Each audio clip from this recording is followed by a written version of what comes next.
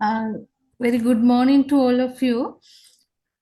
So, as you haven't met me before, I think I have to introduce myself to you all.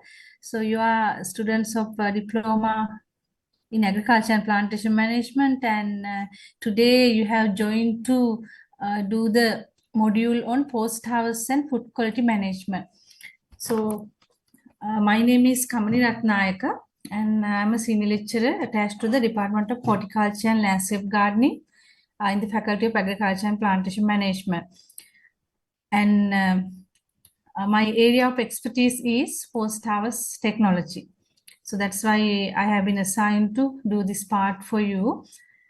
And so far, you have learned about crops. I think you have learned courses on different types of crops, field crops, horticultural crops. Am I right? Plantation crops. So this part is something related to crop production, but this is after harvesting the crop produce. So that's why it is known as post-harvest. So I will be doing 2 days on this module, post-harvest and food quality management. So today is the first day. I was actually waiting for some more students to join, but it looks like there aren't any more students. And just a kind request, all students, please keep your microphones muted. If you are not going to answer a question or if you are not going to ask a question, please keep all your microphones muted. Time to time, I can see a lot of noises. Some students have turned their microphones on. Please keep them muted unless you want to talk to me. Okay? Right.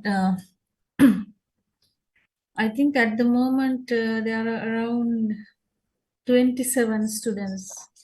I don't know how many students are there in this Saturday group, but I hope that it is more than 50. Should be more than 50. Nearly, I don't know the exact number. ළමයි 20 ඉන්න කාලේ. Pardon? How many students? Sorry, I didn't get that. Saturday generally join about 100. 100? Yeah. Okay, so why are the numbers less today? I have no idea. Anyway, it doesn't matter. Okay, it's okay for me, no problem. All right, so today I'll be talking on this topic for the first time. And yes, so these are the things that I'm going to cover in this module on day one. Right? So today, the topics will be post-harvest losses of agricultural products. So I'll be talking about the losses in the food produce in the morning. And also I'll be talking about the basics or fundamentals of post-harvest physiology in crop products. And finally, about the maturity and harvesting indices. Right? Don't worry much about these terms. I will explain the terms as simply as possible when I come to those places. And at the end of this module, you are expected to achieve these things. You are expected to get the ability to describe the physiological. There are some microphones on. Sorry, I mute them. Right. So you should be able to explain or describe the terms and also describe the physiological processes taking place in crop products, especially the perishable products. And you are expected to understand the importance of correct harvesting practices. And also you are supposed to apply the knowledge you obtained in this course to reduce the post-harvest losses of perishable products. So basically, these are the things that we expect from you at the end of this particular module.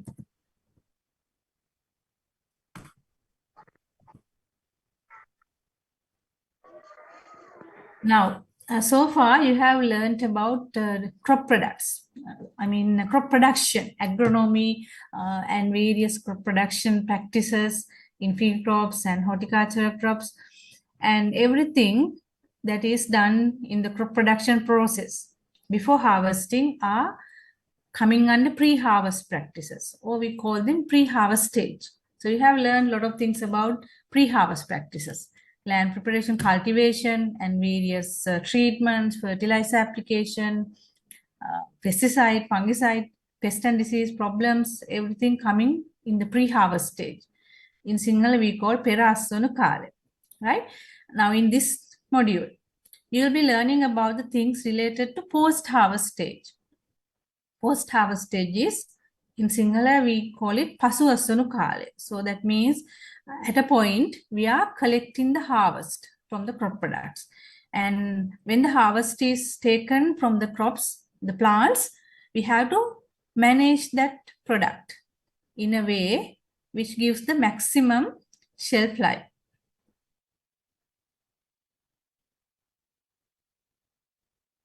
Right? So this is called pasu assanu kale, and there we are going to manage or handle these products in the best possible way.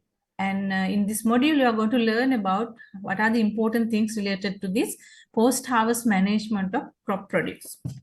Okay, I think I can turn off the video because sometimes you will get some internet issues when the video is turned on related to this bandwidth, internet bandwidth problems. Okay, right. So have you ever heard about this shelf life? Shelf life is a very famous term used in post-harvest handling of crop products, and it is indicated as the post-harvest life of a crop product, the length of the post-harvest life. Now, when you think of the post-harvest life of agricultural products from harvesting to consumption, the entire duration is known as post-harvest life. And generally, we consider this also as a shelf life. Although there are other meanings, somewhat different meaning, but generally we consider this as the shelf life.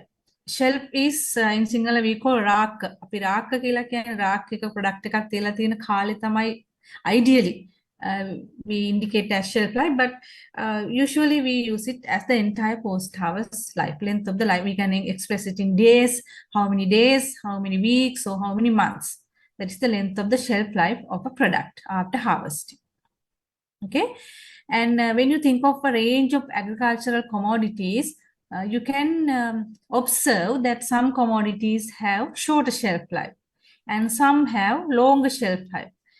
Can you tell me some of the agricultural commodities which have very short shelf life, very short post-harvest life, in other words? Now, in day-to-day work, day-to-day consumption, you come across number of agricultural commodities. Fresh commodities, not the processed ones, right? So fresh commodities which have a very short post-harvest life. Do you have any experience? Very short post-harvest life? Yes, very good. Excellent. Very good example. Under Sri Lankan conditions, strawberries have very short post-harvest life unless you keep it in cool storage. Very good. Others? What about leafy vegetables?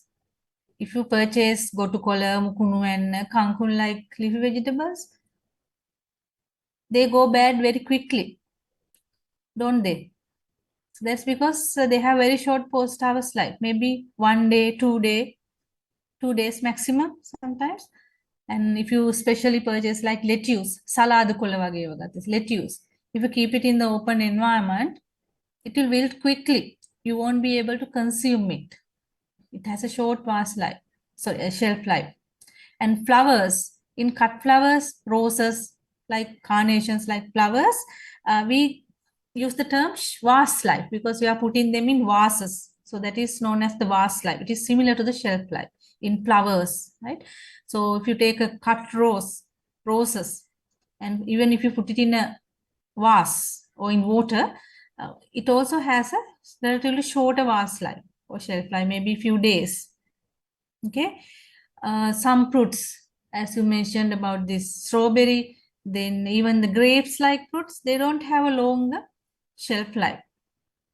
But some fruits like and vegetables, say maybe mangoes, papaya, melon, watermelon, papaya, they have somewhat relatively good shelf life compared to strawberry, but that we call a moderate shelf life, but not a longer shelf life. They are all having short shelf life.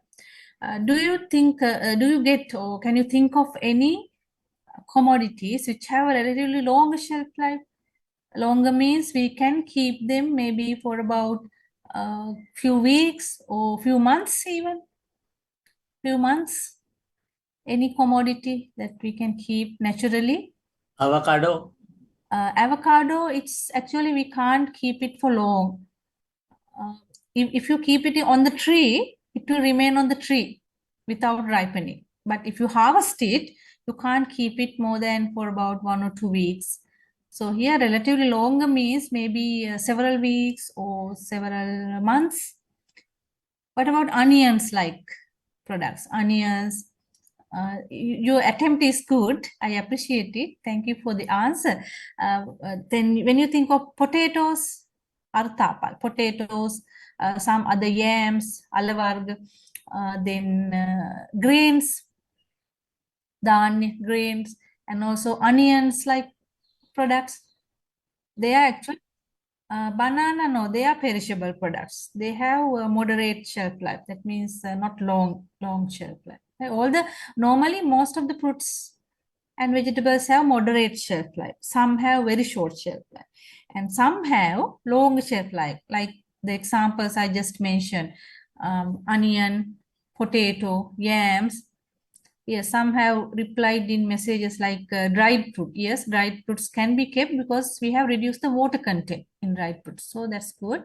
Yes, I'm here talking about the processed products. So we'll just focus on the not processed products, fresh products. So we'll focus on the fresh products for a moment here. And the storage organs and dormant items can be kept for long periods, like the ones onions, potatoes. They are storage organs, and also they are dormant products. ඒවා අක්‍රිය තත්ත්වයේ තියෙන අවයව.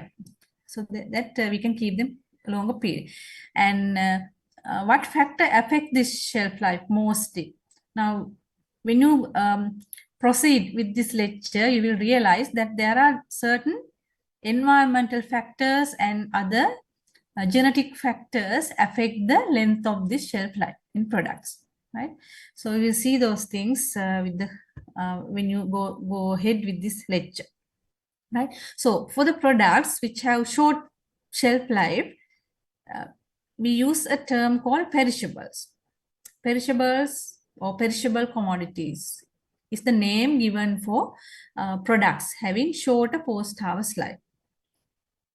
The opposite of this is durables. Now the products you have already mentioned, the strawberries, most of the fruits, vegetables, they are coming under perishables category because they cannot be kept more than a few days, maybe just a couple of weeks maximum. So they are coming under perishables. Most of the fruits, vegetables, cut flowers are coming under that. And the important thing is that very special care is needed when handling these perishable products. The opposite is durables. Durables are like grains, rice, mung bean, cowpea. අපි ධාන්‍ය කියන්නේ ධාන්‍ය වර්ග, ඇට වර්ග, ඒවා ඩියුරබල්ස්. ඒවා handle කරද්දී එච්චර ලොකු අර තරම්ම ප්‍රශ්න ඇති වෙන්නේ නැහැ. So when compared to durables, the perishable commodities has to be handled very carefully. So we are especially focusing on perishable commodities in this today's lecture to explain their physiological things, right? So what do you mean by post-harvest handling? So post-harvest handling means, now post-harvest means after harvesting. So the producers or the farmers are getting the harvested products from their crops, and from the time of harvesting until it is consumed by the consumer, there are a lot of practices going on. Depending on various commodities, there are different practices. These are some of the examples for handling practices. Sometimes we do trimming. Trimming is removal of unwanted parts. You can remove the top part in carrots, for example. Carrot වල උඩ කෑල්ල කපලා අයින් කරන ලංකාවේ. කොළ තියන්නේ. That is called trimming. Even in bananas, you trim the, you separate the banana hands from the banana bunch, and you remove the top parts of various other vegetables like radish, sometimes in beetroot. So this is called trimming. You remove the unwanted parts. Then grading, to separate into different categories. Cleaning, washing or whatever, brushing, washing or kind of cleaning. Then we pack them in containers, and sometimes some products are stored in a storage environment, and we do the transport to the markets. So from harvesting to consumption, any practice carried out on the products are coming under post-harvest handling practices. So there are a number of different practices. I haven't included everything here because they depend on commodity. Different commodities need sometimes specific handling practices. Okay, now the first topic I'm going to talk about is about this post-harvest losses. Have you ever heard about the post-harvest losses? Singaling අපි කියන පසුවස්සනු හානි කියලා. Post-harvest losses. So everybody is talking about post-harvest losses and how to minimize those losses. Everybody stresses the importance of minimizing or reducing post-harvest losses. Why? The importance of avoiding these losses is this. Now, this is just an example, one example, right? So if you take papaya, for example, if you harvest 100 kilograms of papaya from a farm, by the time it reaches the consumer, only 60 kilograms will be available in general, as a general figure. Why? Because 40 kilograms has been lost on the way. Now there are distribution channels. There are middlemen in the middle part here before it reaches the consumer. So on the way, some losses of the product take place. So finally, only about 60 kilograms will be available. This is same for many other perishable products. Say, for example, okra, bandakka wage එකක් ගත්තොත්. Then maybe some other crops like banana, maybe somewhat lesser than this, but still it happens. 30 to 40% loss happens in Sri Lanka. So this is a serious thing. What do you think? Yes, tomato. Somebody has said tomato. So in general, in many fruits and vegetables, there's a loss around this value before it comes to the consumer. So what happens because of this? It's a loss of produce. It's a big loss because you have invested on this product, right? So, but eventually so much is lost. So that is a big loss for the consumer, or especially for the producer and all the parties involved in the marketing channel. Now you can see in various markets in Sri Lanka, if you have been to Dambulla Economic Center or these other ones in Colombo, there are various economic centers in the country. Some are in Tambutegama, Kapitipola, then Meegoda. Those are called economic centers. So Arthika Madhyasthan. And I think in every economic center, these kind of losses can be seen. They are discarding the produce because of various issues like this. Right? Sometimes even the good produce is also discarded because of various other social and related issues. And this is a picture from Dambulla Economic Center. In certain parts of the year, these kind of losses take place. Right? So, in average, post-harvest losses of fruits and vegetables in Sri Lanka has been estimated to be 30 to 40%. So, in most of the fruits and vegetables, it is around this value. Banana, mango, everything within this range. For some products, it may be more than this. For highly perishable products, it may be more than this, but this is an average value. Okay, so don't you think that it is very high? It's a very high value, right? So how do these losses take place? What are the reasons for these losses? What are the reasons? So these losses include both quantitative losses and qualitative losses. What do you mean by quantitative losses? Quantitative losses means you can quantify, you can measure. For example, weight loss.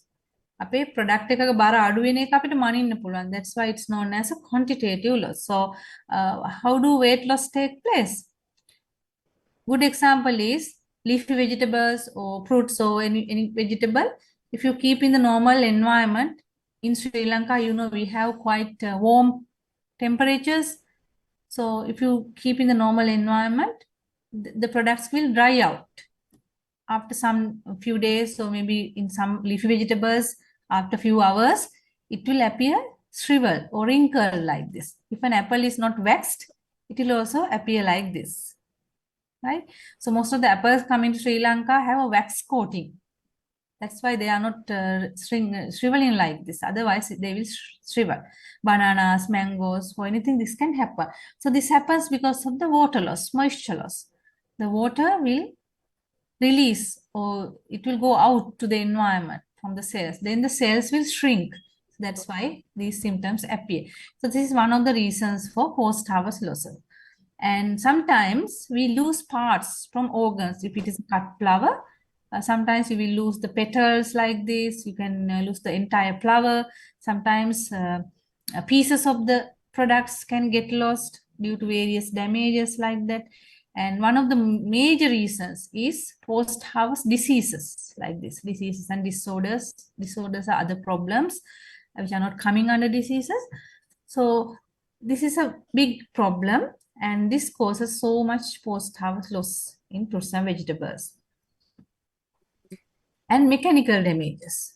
Now all these show certain damages and injuries. We call them injuries in products. You can see the cracked carrots here, and damaged bananas, and here potatoes. You can see the feathering of potatoes. Feathering means potato වල හැම ගැලවිලා යනවා. The skin is damaged. This happens when you transport potatoes in very tightly packed bags from Nuwara to Colombo. When people transport from very tightly packed polysac bags or gunny bags, they rub each other and the skin is damaged like this. And here you can see in this papaya, it is a bruise. That means it's an injury. So the tissues have damaged inside. And this all come under mechanical damages. So this is also a big reason for post-harvest losses. So these injured products cannot be kept for long. Their shelf life is shorter because of these mechanical injuries. And there are qualitative losses like this. Now, how many of you have experienced fibrous beans, like toughened? We call it toughening. More of bonchi kala kada experience. And I think all of us have that experience because in Sri Lankan market, we get very mature beans. We can't get tender beans. Very rarely we find tender beans. If you go to a supermarket, you can at least select for immature beans one by one, but in a normal fair or normal grocery shop, you can't select even. We have to take whatever is available. Mostly they are mature, too mature. So when beans become too mature, we call it toughening. And it's not palatable, nutritionally poor, and it's not edible. So this is a loss. This is a qualitative loss. So we have to harvest beans before this maturity. And not only beans, there are other similar products which undergo toughening. These are very good examples. This bottom one is okra or ladyfinger. So when it matures, you don't feel like eating it. It becomes very fibrous. It's not very chewy, not tender. Now, what are the other products which undergo toughening? Do you know any examples from our market? We always get toughened products in those vegetables. What about loofah? What is loofah? Loofah is, let me write it.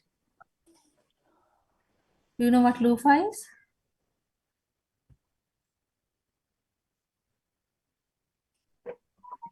Because I get a message, somebody has said, yes, Vatakulu, very good. Vatakulu is loofah.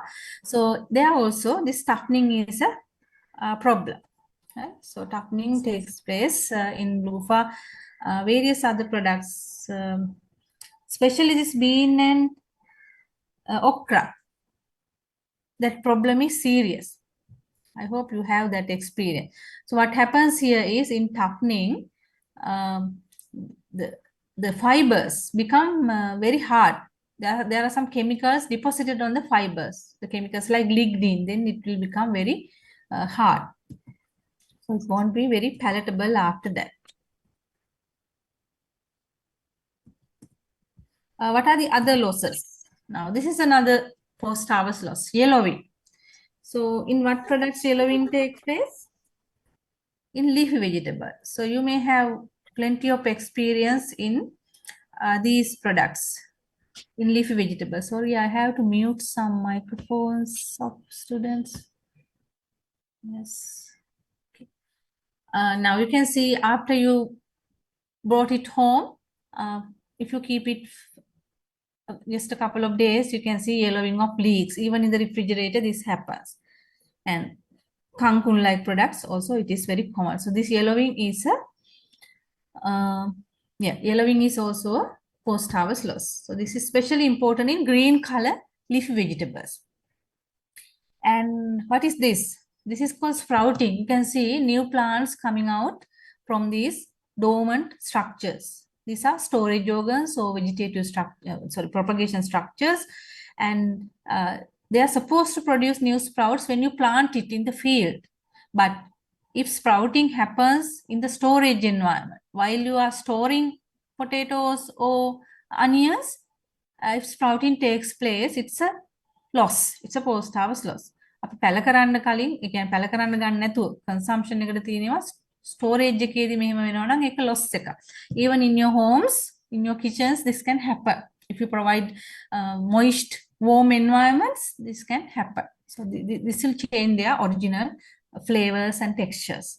And this is again a very common post-harvest loss, especially in leafy vegetables, cut flowers, and any other products. This wilting can happen because of the moisture loss from the product, right? So these are some of the common reasons, very common reasons for the losses, post-harvest losses in agricultural commodities.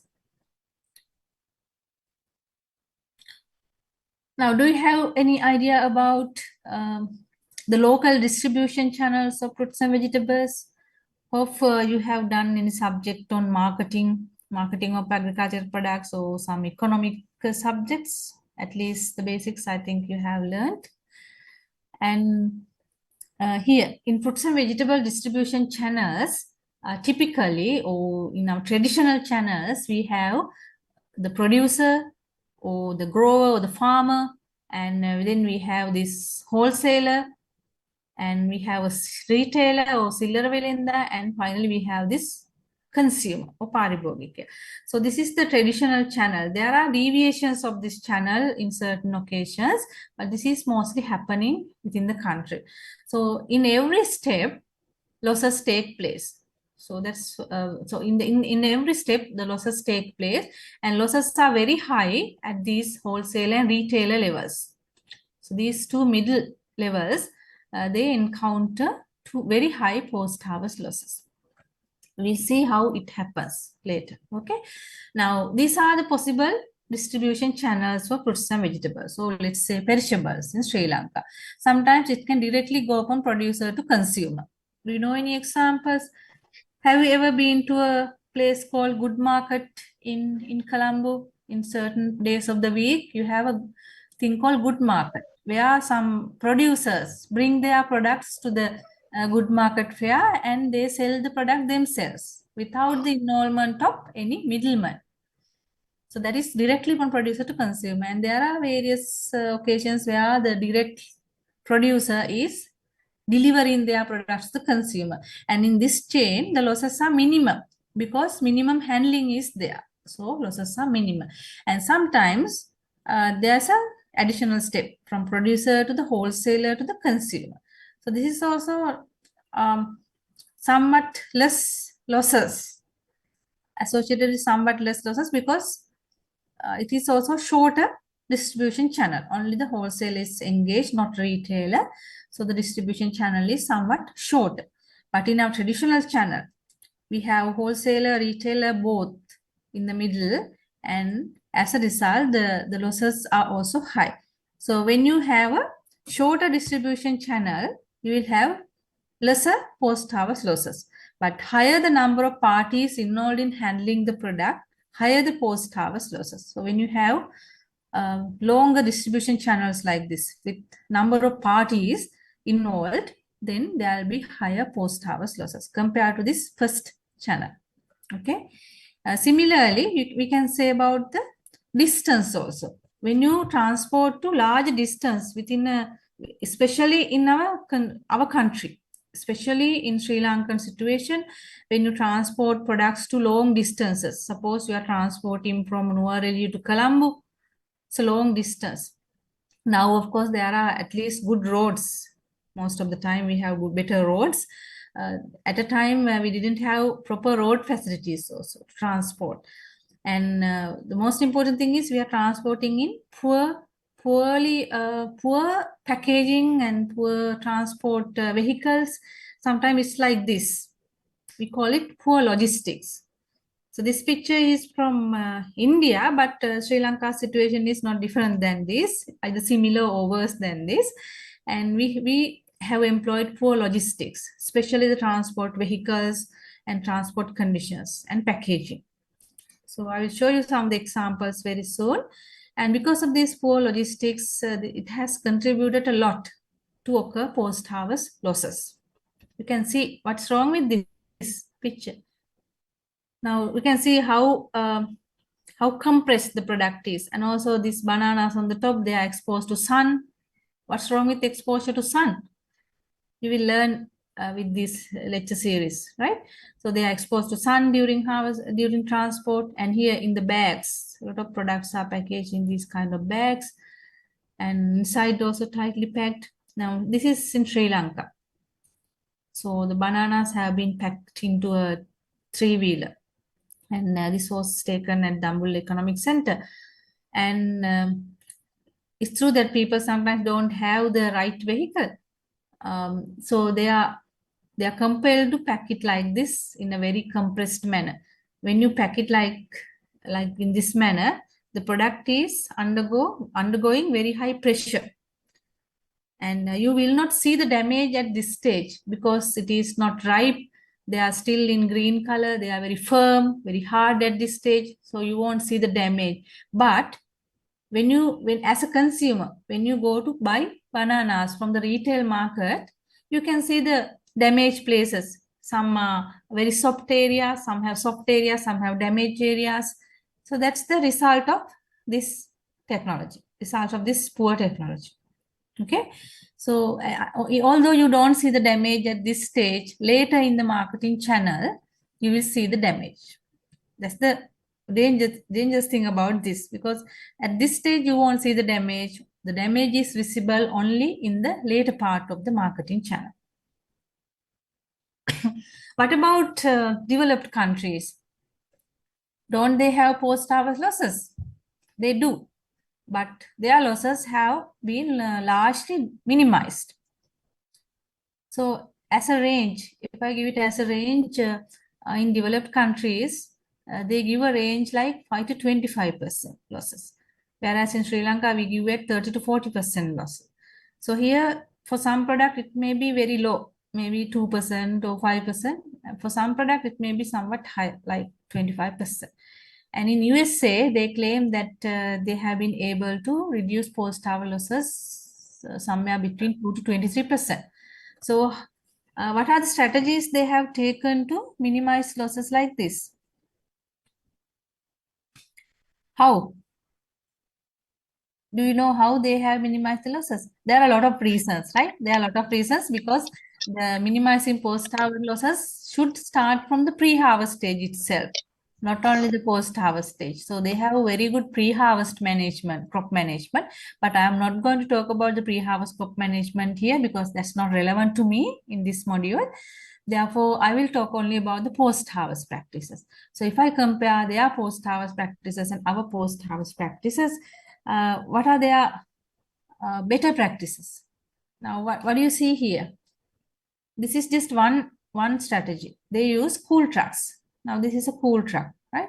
So they always use cool trucks for transport of fruits and vegetables. They transport to long distances. Unlike us, they are large countries. They transport interstate, thousands of miles from one place to another, but still their goods are of high quality. One reason is they maintain cool chain or cold chain. This is part of the cold chain.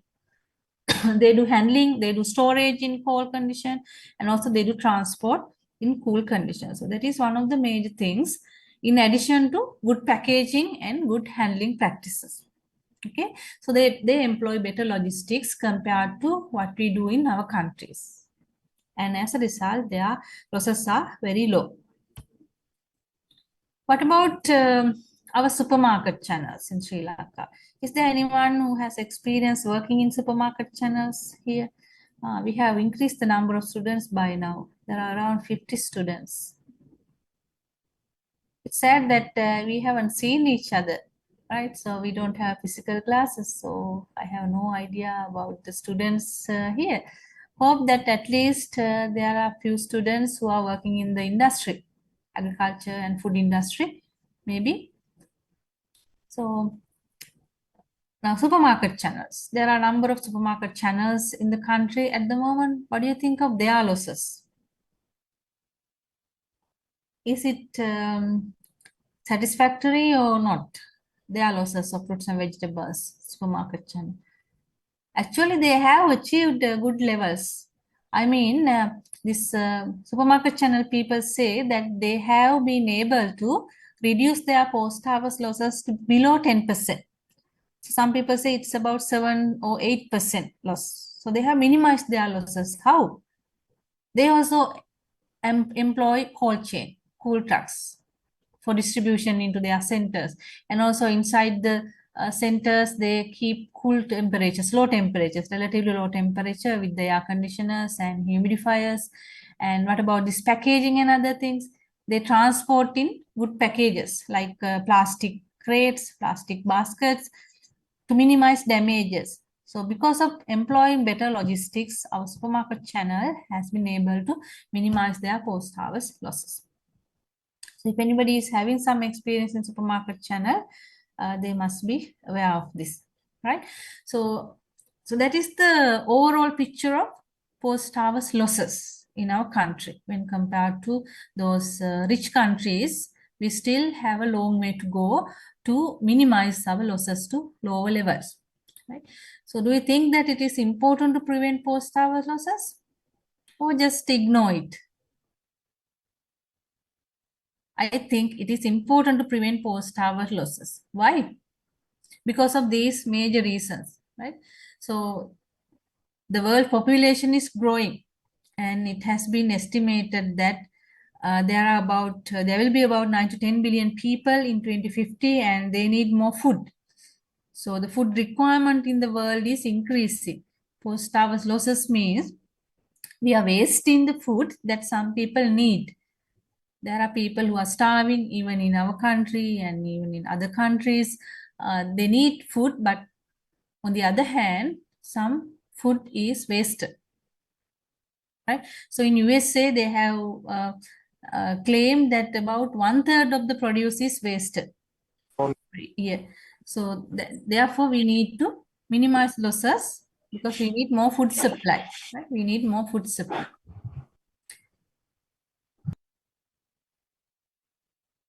Right. And also, now if you want to produce more agricultural products to cater to the needs of the growing population, or to increase the production, if you want to increase the production by cultivating more instead of preventing loss, that will be costly operation. So you have to find more land, you have to do more inputs, like it is expensive, more expensive. But if you take actions to prevent the loss, that will be cheaper than producing more of the same quality and quantity. Because here you see, in the production process, we have to give inputs, a lot of different inputs into the production process. And what will happen at the end if something like this happens? Now, take this example. You are cultivating tomatoes and you are harvesting tomatoes here, hundreds of tons of tomatoes here, and somewhere in the distribution channel, if this happens, so it's a wastage and loss. So you have put a lot of resources into producing this much of tomatoes. But at the end, if this happens, it's a waste of your inputs. So the energy used to produce and market food that is eventually lost could be conserved if you take actions to reduce the losses. Right? So this is a loss of all the resources you have put into making this product. There's an environmental concern as well. So do you know about greenhouse gases? Can you tell me an example for greenhouse gas? Greenhouse gas, very, very famous greenhouse gas. Methane. Yes, good. Very good. Methane is a greenhouse gas. So I have mentioned about it. Any other greenhouse gas which is commonly available in the environment? What about carbon dioxide? Carbon dioxide is a greenhouse gas. And we all know that carbon dioxide contributes to global warming. Why? Carbon dioxide can absorb heat. So because of that ability, it will increase the temperature of the world. So that is why it is known as greenhouse gas. Similarly, methane has that ability. And the methane's power of absorbing heat is more than that of carbon dioxide. So this is even more serious greenhouse gas. So what is the relationship of methane gas with this post-harvest losses? Now, these rotting products, if you let these food waste rot in an environment like this, it will produce methane gas. In anaerobic respiration, it will produce methane gas. So this will add to the environment and it will contribute to global warming. අපි global warming කියන්නේ මොකද්ද? ගෝලීය උෂ්ණත්වය ඉහළ යාම. ඒකට බලපානවා මේ methane gas එක එකතු වෙන එක. Methane gas is produced in this dumping sites because of the anaerobic decaying process. If you can remember, something happened in 2014. Do you remember that Meetotamulla garbage dump collapsed? Meetotamulla කියන කුණු කන්ද කඩා වැටුනේ. I think it happened in 2014, if I can remember correctly. And at that time, a team of experts from Japan came and they did various experiments in that site, and they found that there's a high concentration of methane above that garbage heap. මීතටමුල්ල කුණු කන්ද අවට පරිසරේ ගොඩක් methane තියෙනවා කියලා ඒ පරීක්ෂණ කණ්ඩායම පෙන්ලා දුන්නා. The reason is that these rotting garbage can emit ethylene. It's an environmental issue. So there are both social issues, economic issues, and environmental issues, everything related to this post-harvest loss. Therefore, we must take actions to reduce the post-harvest losses. Now, to reduce post-harvest losses and improve the shelf life of agricultural products, you should have some understanding of the post-harvest behavior of crops. Now, you are going to be scholars in agriculture. So, you are learning agriculture for whatever the purpose. You are going to be diploma holders in agriculture, and maybe some of you will go to the degree level and maybe to the postgraduate level, and you will be working in the agri-food industry. And now you will come across situations where you have to take actions, take measures, or propose solutions to post-harvest issues. Then, without knowing the post-harvest behavior of crop products, you can't develop technologies. To design technologies, to propose solutions for post-harvest problems, you must first gain some understanding of the post-harvest behavior of crop products. Right? So that is why I have incorporated this part on fundamentals of post-harvest physiology. Here I'm trying to give you some basic understanding of how these perishable crop products behave. Then with that knowledge, you'll be able to understand what is happening after harvesting and what are the things that you can do to improve the shelf life of these products. Okay, so before moving to that section, do you have anything to know regarding post-harvest losses or related Matters? So I encourage you to ask questions if you don't understand anything. I'm happy to explain it again and again. So please ask questions if you are not sure about anything, or if you are not, if anything is not clear. You can ask questions anytime. You can, there's a raise hand option. I think you can use your raised hand option and ask questions anytime. You can disturb me anytime.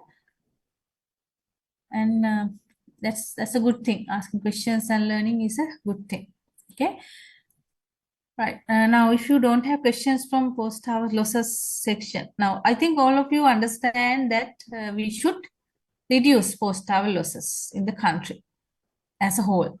And even the experts are always talking about reducing post-harvest losses, but the actions are very slow. Why? We have been talking about this for years. මම undergraduate කාලෙත් ඔය විදිහටමයි loss එක තිබ්බේ දැනුත් මෙහෙම. What's the reason? Because the technology adoption is very poor. At least this some segments like supermarket channels, they have taken measures and they have gone to a good level. But in general, in our society, the actions are taking place very slowly. The technology adoption is very poor. We have the technology, but adoption of the technology by the people and the industry is quite slow. So that is the problem we have in our country.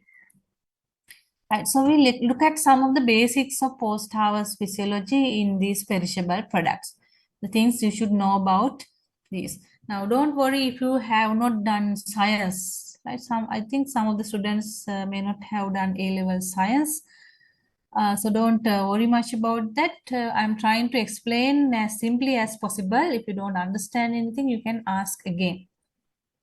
Right?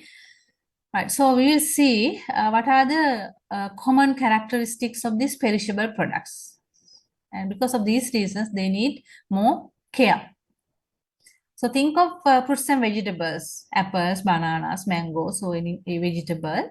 Now, the important thing is they are live, they are living materials. ඒවා ජීවි දේවල්, හරි? අජීවි නෙවෙයි, ඒවා ජීවි දේවල්. So we have to remember this. They are live material. Live material means what? Even after separating from the plant, they are live.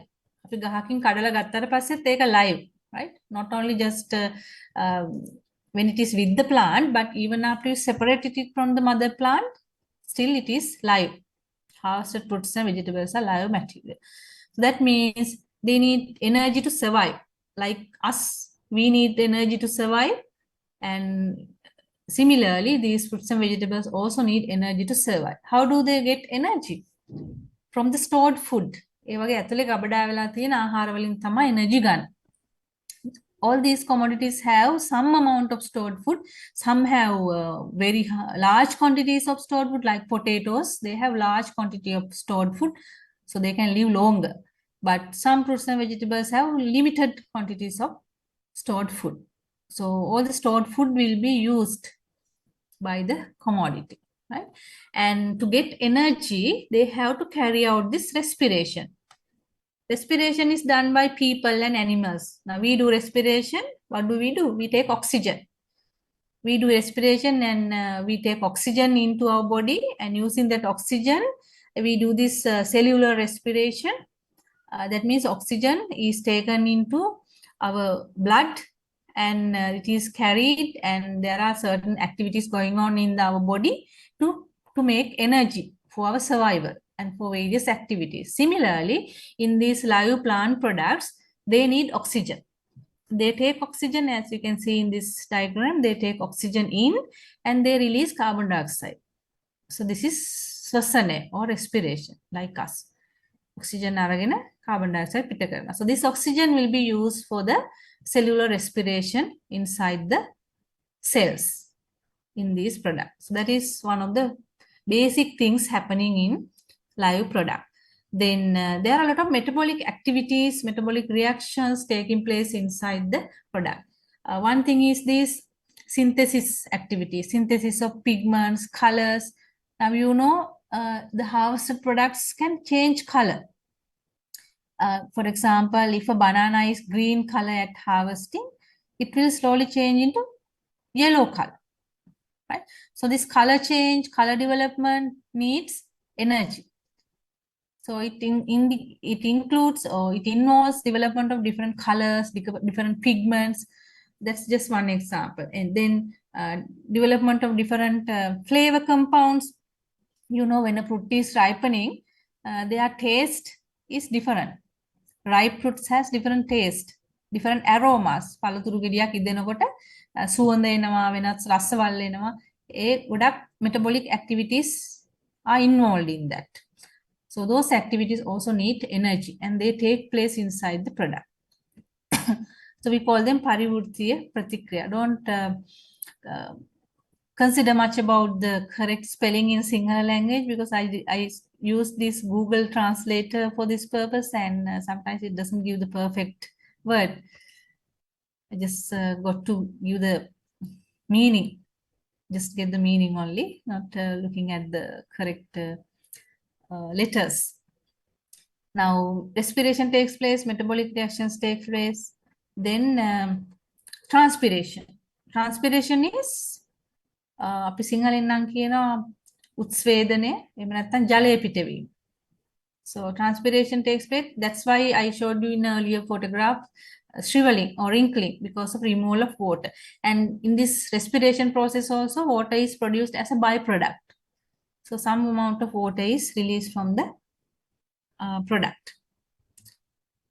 Actually, my slide arrangement has gone wrong in this computer. I don't know what has happened. So anyway, I hope this is okay for you. Now, this is what happens in respiration process inside the fruit or vegetable, but any kind of fruit or vegetable. Now, there are starches. In Sinhala, we call pishte or carbohydrate and or sugars. So they in the presence of oxygen. So the fruit absorbs oxygen, and in the presence of oxygen, this reaction takes place and it releases energy. This energy will be used by the product for various activities. And as byproducts, අතුරුඵල විදිහට it will release carbon dioxide, water and heat. Tape. Heat is tape. So heat is also a byproduct. So remember, in these fruits and vegetables, due to this respiration process, heat is produced as a byproduct. Is it a good thing or bad thing? Now suppose, what's the problem with this heat? Now think that you are keeping these fruits or vegetables in a very tight package with poor respiration, right? You are keeping them in a bag. Sorry. I'm using a new computer today and sometimes it's not giving the things that I need. Don't know where are the drawings here. Here it is. Now take a bag or gunny bag or something and you are filling it with some products. And take maybe a plastic bag. So plastic bags doesn't let good ventilation. It doesn't give good ventilation. So you feel this is apples or something. And because of the respiration, the heat is generated. And if you don't provide good ventilation can vatasre. The heat generated will increase the temperature inside. So it will heat up. The temperature inside the package will go up. So at high temperature, the respiration process happens faster. මේක ඇතුලේ තාපය එකතු වුණාම උෂ්ණත්වය වැඩි වුණාම respiration rate එක තවත් වැඩි වෙනවා. So it will increase the respiration rate further. What's bad about this? Having very high respiration rate means they will use all these stored food material. They will use starch or sugar, whatever carbohydrates available in the food product. And as a result, the product becomes very weak. Right? So that is a bad thing. Therefore, we should not let the heat accumulate in the storage environment. So heat accumulates in the package. If you pack it in a bag or something, and temperature will go up, and as a result, there will be further increase in the temperature, which is bad for products. Right? So we have to keep that in mind when you handle these perishable products. So this is what happens when the temperature respiration takes place. It will take oxygen and produce energy, and as byproducts produce heat and carbon dioxide. So this heat accumulation is bad. If it accumulates in the package, it will reduce the shelf life of the product, because it will run out of product, will run out of the stored food after some time.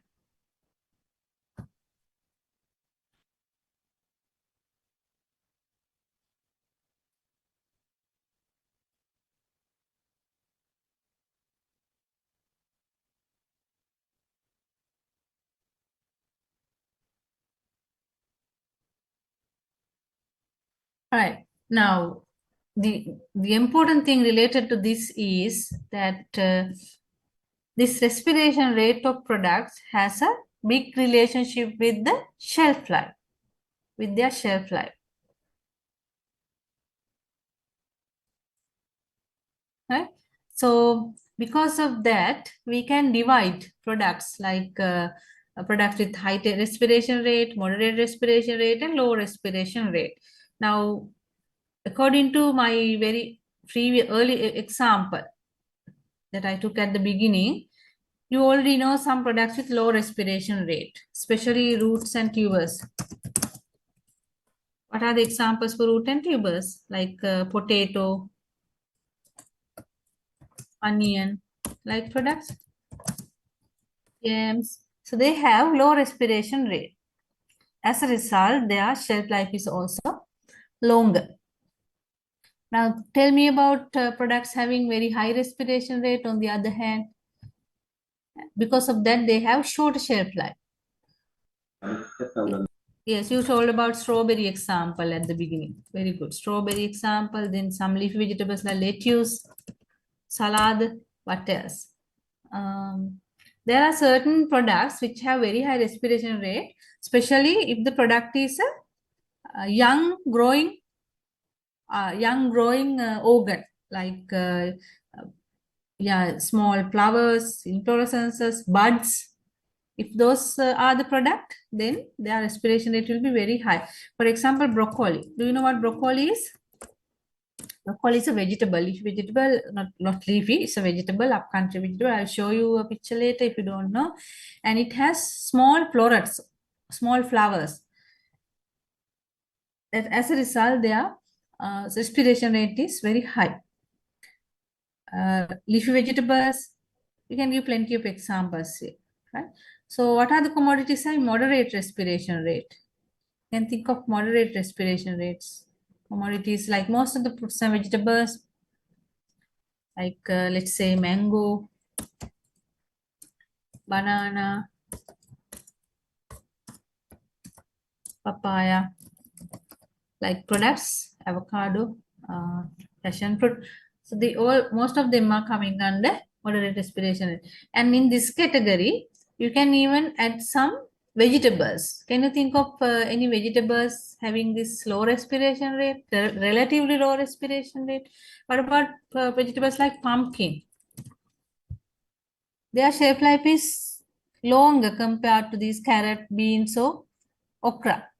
Do you agree with me? Pumpkins you can keep maybe a couple of weeks in the normal environment, unlike beans or okra. Pumpkins, cucumbers, like we have our local cucumbers, for example. What's the reason? They have low respiration rates. ඒ කියන්නේ මේ perishable products වල ශ්වසන වේගයට සමානුපාතිකයි ඒකේ shelf life එක.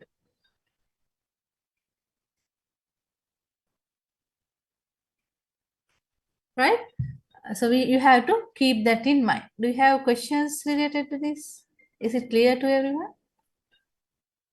Important thing. If it is golden pumpkin, can we put in the higher respiration? Higher what? Sorry, I couldn't get you. Gold, when it comes to gold pumpkin, that is the low respiration rate, no? Yeah, pumpkins have relatively low respiration rates compared to other vegetables. Yes, but now that doesn't mean that they have the longer shelf life like potato. You can't keep them several months.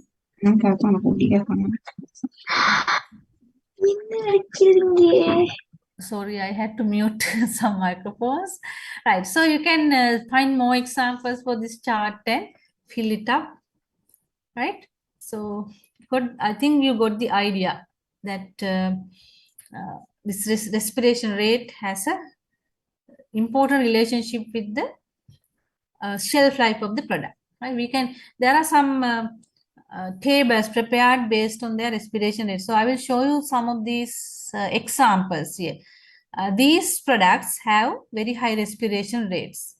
Do you recognize these products? You have broccoli, the one I told you just a while ago, broccoli, cauliflower. Now these are upcountry vegetables. These can be grown in Norelli area, even this asparagus. This one is asparagus. Brussels sprouts, these are young sprouts, not cabbage. They are very small sprouts coming. These are from the cabbage family, but not cabbage. And what's this? This is baby corn. Baby corn is also young tissue. And peas, green peas. So these are some examples for products having very high respiration rates. As a result, their shelf life is very short. Therefore, you have to take extreme care. For example, in broccoli, we keep broccoli in ice. In foreign countries, in supermarkets, they keep broccoli in ice boxes. Ice box ඇතුලේ දාලා තමයි තියන්නේ. ලංකාවේ නම් එහෙම කවුරුත් තියනවා මම දැකලා නැහැ. So it's because they come to senescence very early. Right? So green peas, you always freeze them. That's why we see the imported green peas in the freezers in supermarkets. Right? These are also in cool sections, baby corn in refrigerated sections in supermarket. It's because they have high respiration rates. If you don't keep them in cool condition, they will go bad very quickly. Okay. Right? Now, in these products, when you consider a fruit or vegetable especially, we have different development stages like this. Now, in the early stage, it starts with the flower. The product starts with the flower. Flower is the reproductive organ in the plant. And then it will develop into a small fruit. Both in fruits and vegetables, technically it's a fruit, right? So although we consume as a vegetable, tomato, we consider it as a fruit here. Now small fruitlet, then it will develop due to cell expansion. The cells become enlarged, and as a result, it will increase in size. So at a certain stage, the fruit will mature. We call it the maturation stage. Okay, and then this is the maximum of the maturation stage. And after this maturation, it comes to the ripening stage. So in ripening, you can see various different changes, like different change in color, change in flavor, texture. All these things happen in the ripening stage. And after ripening stage, the product dies. Make a death process. May senescence the natural death process in plant organs. අපි මිනිස්සු මරනවා වගේ plant organ එකත් අන්තිම කාලේ make a death phase එක. So senescence is a kind of death phase. After ripening, it comes to this senescence. In the senescence stage, you can see the softening and various, the firmness is lost, and it's coming to a last stage or the death phase of the organ. So as you can see, this is a natural process.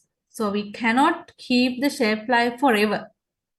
We cannot extend the shelf life of this product forever.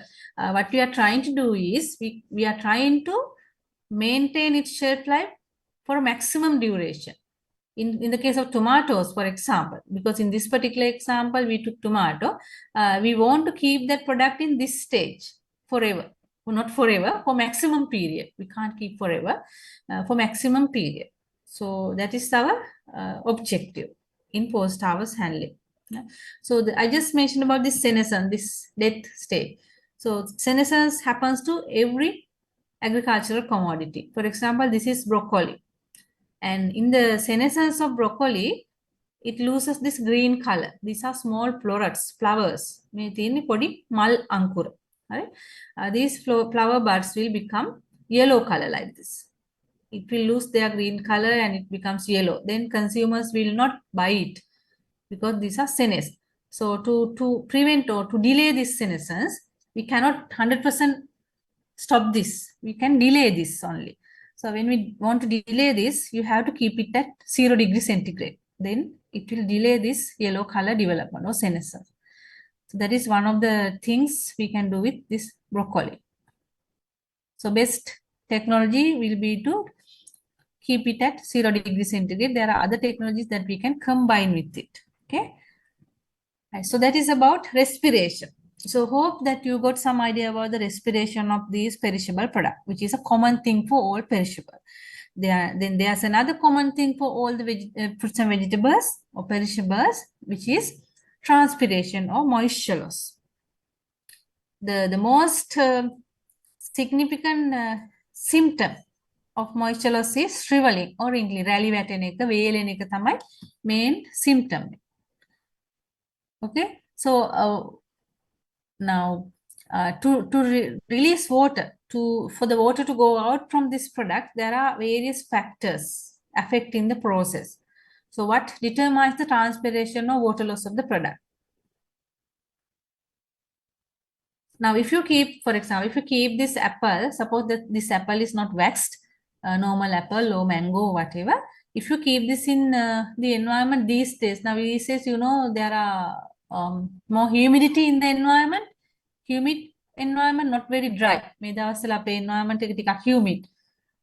Dry නෑ. එච්චර රස්නෙත් නෑ. Because it is humid, that means it contains more water vapor. So if the environment contains more water vapor, the water loss from the product is low. So you can keep the freshness for some time in the environment. But think of the nature about 2 weeks ago. In about 2 weeks ago, we had very dry, very hot situation in the country. And humidity was also very low.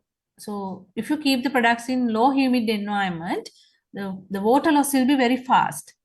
You can see that under a fan or air conditioner. If you keep these apples very close to air conditioner machine, it will dry out very quickly. Why? Because the moisture is removed from the environment.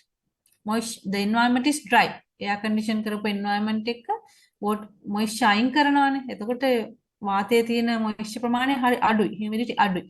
එහෙම environment එක එළවලු පළතුරු තිබුණාම ඒවා ඉක්මනට dry වෙනවා.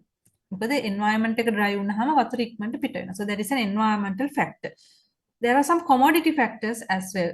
Like if you have a hard outer cover, the water loss will be minimum. Think of some fruits like durian, pineapple, like fruits, even some pumpkin-like fruits. They have hard cover, hard outer cover, hard skin. Then it also gives some protection against water loss. So likewise, there are external and internal factors which affect the water loss from products. Okay, right. So I will talk about this water loss. Maybe I'll get time later. Now, if you want to keep the freshness of the product, you must minimize the water loss. So that's why in supermarkets you can see. Now I told you that in air-conditioned environment they dry out quickly. If you go to a supermarket, you can see time to time they are spraying water onto the products, onto fruits and vegetables. Especially I have seen in Kiel supermarket in leafy vegetable section, they have a spray system. They are spraying water to prevent drying out because they have a air-conditioned environment. If they don't spray water, don't humidify the environment, their products will dry out quickly. Right? So that is to control transpiration. So what you should know is the bad post-harvest handling speed up the senescence process. Right? So all respiration, transpiration affect the senescence process. If you don't reduce respiration rate, if you don't reduce the transpiration rate, the product will go to senescence very quickly. And if you do bad handling, it will be even worse. How? How can bad handling accelerate or speed up the senescence? So let us see what happens due to bad handling. Now in Sri Lanka, a lot of people engaged in this fish produce industry, do not have a good understanding about the careful handling. We can see that when you go to economic centers or when you go to markets, you can see how bad people handle the fresh products. And because of their bad handling, the products undergo so many damages or injuries like that. Sometimes the damages are like this. The surface injuries, we call them surface injuries because they appear as punctures and cuts on the surface. Small damages like this or small punctures like this coming as surface injuries. And sometimes these damages can be due to impact or abrasion. Impact or abrasions means due to touching of each other. ඒ කියන්නේ ගත්තනේ එහෙම නැත්නම් ටිකක් ඇතිල්ලීම නිසා ඇති වෙන damages වලට තමයි impact bruising or එහෙම නැත්නම් abrasion bruising කියන්නේ. How can this happen? During transport, if you transport in bad packages, they can hit each other. And sometimes during harvesting, I have seen some people harvesting some fruits onto the ground. ලොකු ගහක ගහේ ඉඳලා ලොකු තියා පොඩි උනත් ඒක එහෙම වෙනවා. ගහකින් ගෙඩි ගහ හොලවනවා ගෙඩි වැටෙන්න බිමට. එතකොට බිමට වැටෙනකොට මේ වගේ තැලෙනවා. So that is a impact bruising. You can see. So actually this damage in this pear fruit has taken place after about 12-inch drop. 12-inch means 1 foot. එක අඩියක් උඩින් ඉඳලා වැටිච්ච එකේ damage එක තමයි මේ පෙන්නන්නේ. So this damage is visible when the fruit is ripening. At the immature, at the unripe stage, you can't see the damage, but when the fruit is mature, you can see, not mature, ripe, you can see the bruised areas. So in the market, you can see these damages. Now go and try to get good tomatoes, for example. Tomatoes in the market. When you touch tomatoes, you can feel that one patch is there, very soft patch is there. That's because of the compression damage. I will talk about the compression damage later. Now, impact bruising is very common with fruits which are transported in bad packages on bad vehicles because of hitting each other or either bad harvesting and handling method. Sometimes people throw the products from one place to another. එක තැනක ඉඳලා තව තැනකට වීසි කරනවා product එක. එතකොටත් වදිනවා, right? So all those are coming under impact bruising. Impacts is due to touching and hitting with each other. And sometimes it's because of the vibration bruising. Vibration bruising takes place due to vibration in when you transport, especially during transport. If you pack the product loosely, they can go up and down during transport, especially when the vehicles are going on bumpy roads. The products can go up and down. So that is called vibration damage. You can see these patches here. And in the previous one also, you can see these patches due to impact bruising. Okay. So this is the vibration damage. And compression bruising, in Sinhala we call sampidana thalim because it happens because of the pressure. Pidana nisa. Now think of look at this left photograph on the left. You can see some boxes with products are stacked, but these boxes are not strong enough. They are not stackable. So when the boxes are not stackable and not mechanically strong, there's a lot of pressure coming onto the bottom ones. Similarly, when you pack too much of products on tall packages, this happens. Maybe you have seen how tomatoes are coming to the Dambulla market. So tomatoes are coming to the Dambulla market in these kind of wooden boxes. The box is about 1 foot tall. And they have packed all types of tomatoes here, ripe ones and unripe ones both. And in the bottom, the tomatoes are under very big pressure because of the top ones. It's about 1 foot tall. So there's big pressure on the bottom fruits. And as a result, later, they are compressed. Because of their compression damage, you can see some soft places on the fruits. තක්කාලි තෝරනකොට බලන්න මේ compression damage එක නිසා soft spot එකක් තියෙනවා ගොඩාක් ගෙඩිවල. Right? And here it's also due to pressure. They rub each other due to pressure and they are compressed. Then the tissue damage. When the tissues are damaged, you can see these kind of brown patches. Why? in damaged places. Now this is pear fruit. Pear fruit has a light color peel. So these damaged places are shown in dark color. It's because of a chemical reaction. Now, in this case, these patches, dark color patches take place because of a chemical reaction taking place in those damaged tissues. Damaged tissues become brown color because of enzymatic activity. What is the enzymatic activity? So this is a very commonly occurring enzymatic activity. There are phenolics in the cells, and the enzymes are also there. When the tissue damages, the compounds and the enzymes get together and they synthesize these dark color phenolic compounds. That's why it appears in dark color. So these phenolic compounds are very common things. Even if you cut piece of apple and keep on the table, it becomes brown color after some time. So this is because of the same enzymatic activity. In addition, because of these mechanical damages, what other things can happen? Infections, fungal and bacterial infections can happen because of these mechanical damages. And have you ever heard about this ethylene? How many of you have heard about or have learned about ethylene? Ethylene chemical formula is C2H4. C2H4, it's a gas, right? It's a plant hormone. Ethylene is a plant hormone. So this ethylene is a gas and a plant hormone released by all plant tissues.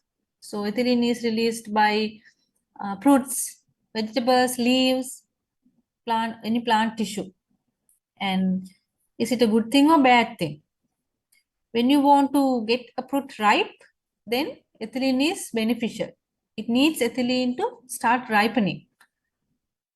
But there are bad things about ethylene as well.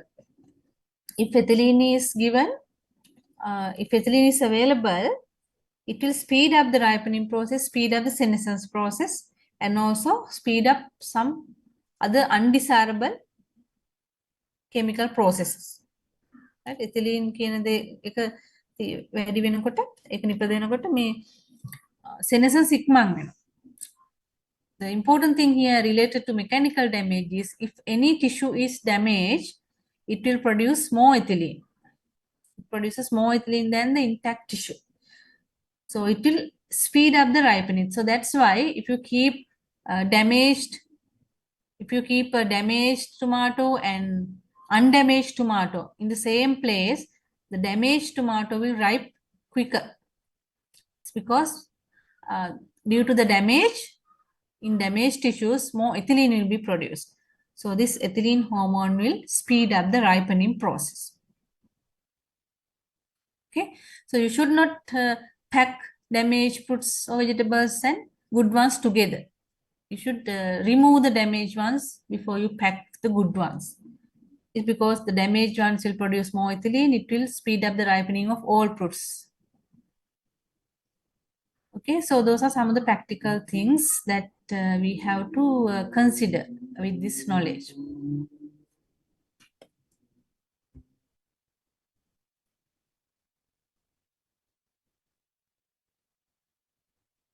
Yes, somebody has sent me an answer. Yes, ripening induction is done by ethylene gas. I just mentioned that. Thank you. Right, so there are other things done by ethylene. Perhaps if we have time, we can discuss them. Let's see. Is everything clear? So we were talking about this mechanical damages. I don't know why these slides are somewhat distorted. I'll see. I can. Because I changed the computer, some changes have taken place in the slides. At this stage, I cannot rectify it because it will take some time. Anyway, hope you can see everything and hope you're all okay with that. So this is what I just mentioned about mechanical injuries. We have surface injuries, impact bruising or abrasion bruising, vibration, compression damage. And because of all these damage, mechanical damages, we can see discoloration of the damaged tissues due to this enzyme activity and phenolic compound formation, and infections by bacteria and fungi, and also increase in ethylene production, which will speed up the senescence and ripening processes. So this is important. Therefore, we have to minimize or avoid mechanical damages. So due to this careless handling, these mechanical damages take place, and what happens when a fruit is wounded or damaged. So these things can happen when a fruit is wounded or damaged. It undergoes high moisture loss. It helps infections. It helps microbes to enter. It will increase the respiration rate. Now, because of the tissue damage in these places, the respiration rate will go up, and it will increase the ethylene production. The final result is that it will shorten the shelf life. Therefore, it is very important to avoid mechanical damages during handling of these perishable products. Understood? මෙන්න මේ දේවල් වෙන නිසා අන්තිමට shelf life එක කොට වෙන එකයි වෙන්නේ. ඒ නිසා අපි මේ products handle කරද්දී we have to take extreme care to avoid mechanical damages. Okay? Right. I think I should give you a break, small break, before going to the next character. So you can have maybe 10 minutes break. So you can come back. Now it's 10:35. So please come back at 10:45. I hope 10 minutes break is enough. So one of the things we talked so far is that they are live products. They are live materials. They undergo respiration, transpiration, and various metabolic activities. They need energy to survive. So these things were discussed. And because of mechanical damages in handling, their senescence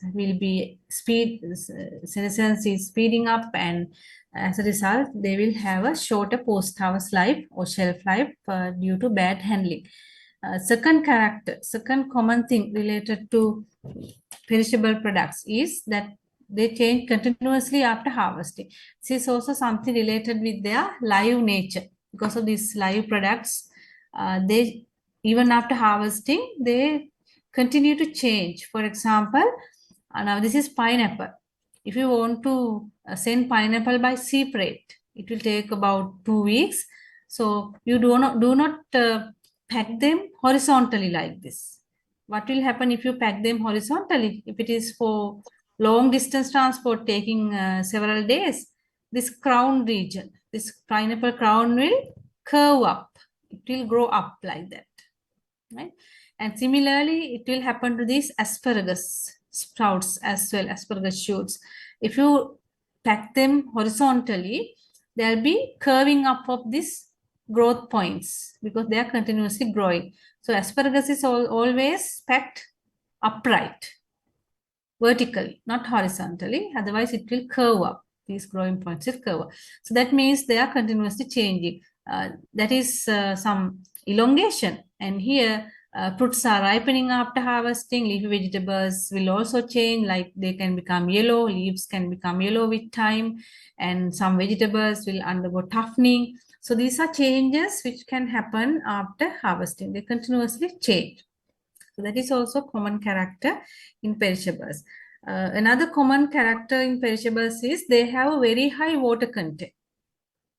In these products, about 85% or more is water. If you consider some fruits like watermelon or cucumber, their water content may be about 90%. So they have quite high water content, and having high water content is favorable for microbial growth. So they are easily affected by microbial infections, fungi and bacteria, because of this high water content, right? So these are some common characteristics of these perishable products. Because of these things, they have special requirements, and when we handle them in the post-harvest life, we have to take extreme care considering these characteristics. Okay, is that clear, everyone? These characters of perishable products. So after that, I will show you some of the activities we have observed at Dambulla Economic Center. So you may have gone to so many other economic centers. There are other economic centers in the country. Perhaps let me. Recording in Perhaps you progress. haven't been to Dambulla Center, but have been to some other economic centers. I'm not sure. How many of you have been to Dambulla Dedicated Economic Center? It is known as Dambulla DEC or Dedicated Economic Center, and this is considered as the largest economic center in the country because of some reasons. There are some special facilities also available in this center. How many of you have been to this place? At least just a visit. So if you haven't, so if you are going to nearby places, you can just have a visit and see how the things are going on there. So this is a wholesale market, and occasionally it sells some products for individuals, but the minimum quantity should be 5 kilogram. If you want to buy more than 5 kilogram of any product, you can go get it at the wholesale price.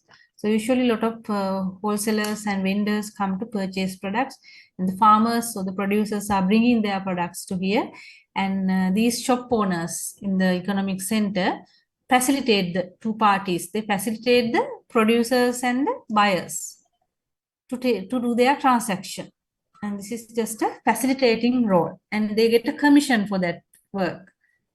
මේගොල්ලෝ growers ලට සහ buyers ලට facilities සපයලා ඒගොල්ලෝ commission එකක් ගන්නවා. So that's what they are earning. And there are a lot of things going on here that you should one day go and have a look at the things happening in the center. So I will show you some of the bad practices that we have observed in the center related to post-harvest handling. So there are a number of shops, somewhere around 200 or more shops available here. Can't remember the exact number. And these are the products taken to the market by the producers. You can see how they are keeping those products. And these are the transport packages they have used. You can see the cucumbers kept on the ground here without any mat or anything. So they are directly kept on the ground. So these packages, as you can see, they don't provide any protection from the germs here. It's a dirty ground here, and all the products are kept like that. So usually we should not keep these things on the ground. There should be a pallet, wooden pallet or something to keep the products. And I gave my internal students some work to do by getting some information from these guys. So these are some of our internal students in my post-harvest group. And I'll show you some of the things that we observed here. Cabbage. You can see how they transport cabbage Goa here. And these are called woven polysac bags. And as you can see, these woven polysac bags, what kind of support they provide?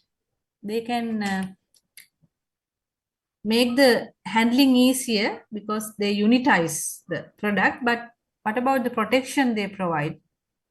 Do you think this gives enough protection? Now you can see that cabbage is crushed. They are very compact packaging here, and all the outer leaves are damaged. So when usually these outer leaves act as a cushion. So that's why they are sending with these outer leaves. So the weight is taken with the outer leaves here, but now the wholesale person or the transport agent will purchase them and take to the retail sellers place all over the country. Now, a lot of people coming from everywhere in the country to purchase products, even from down south or other areas, they are coming to Dambulla market and they will transport them to their areas. So at the end of the transportation, when they sell to the retail people, and retail people will remove these outer leaves because the outer leaves are damaging. So when you remove these outer leaves, the internal leaves will look better. and that's how they are selling it in retail centers. And a lot of waste lost. This is not a lot of waste lost because so many outer leaves are removed, and it is actually doing a protective role here. But this package does not provide any mechanical support. So this is not at all a good package for cabbage. I don't know what you think of this. Maybe cheaper. The package is cheaper, and as a result, people are using it, and you can load a lot of produce into one lorry when you pack it like this. So that is the advantage getting by the transport agents or the producers using these kind of packages, but the product quality goes down.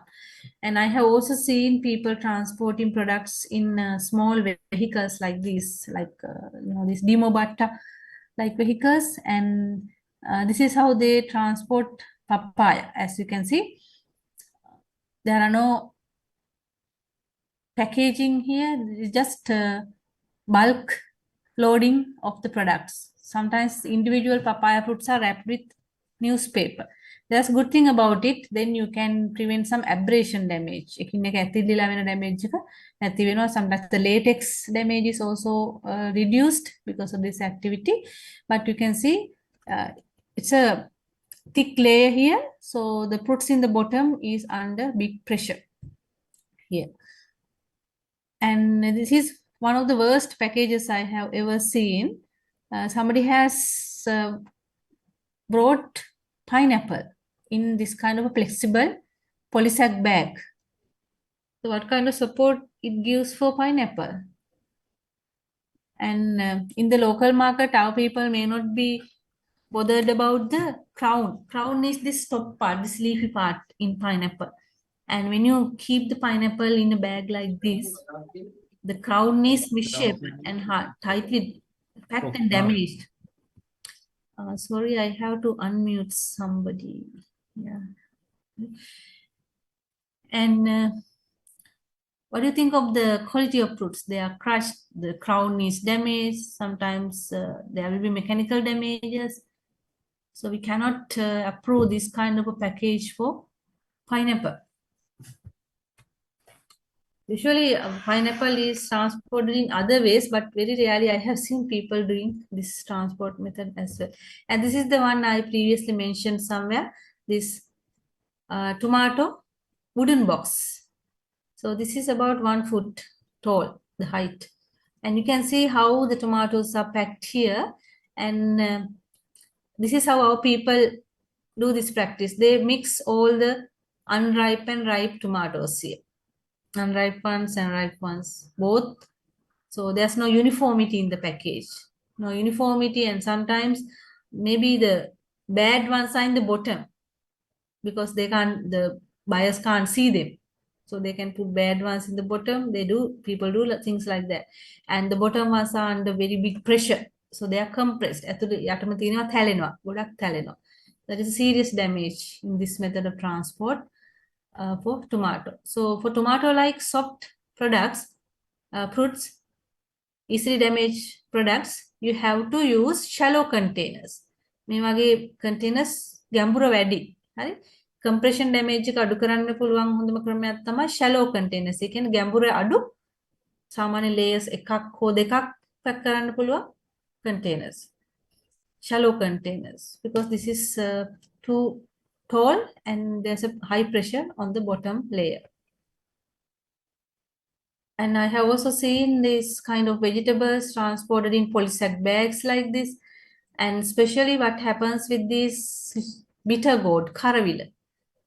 Now you can see there are large holes in this polysac bag. So when you pack karavila, karavila has this tooth or teeth, what do you call this? Spiky things, teeth. Karavila වල තියෙනවනේ දත් වගේ teeth කියලා කියන්නේ they come out of these holes because these holes are large enough. They come out of these holes and they are easily damaged. So the teeth is badly damaged. You can see here. When they are damaged places emit more ethylene. Damaged tissues emit more ethylene. What does that mean? When there's more ethylene production, these bitter gourds will ripe faster. Because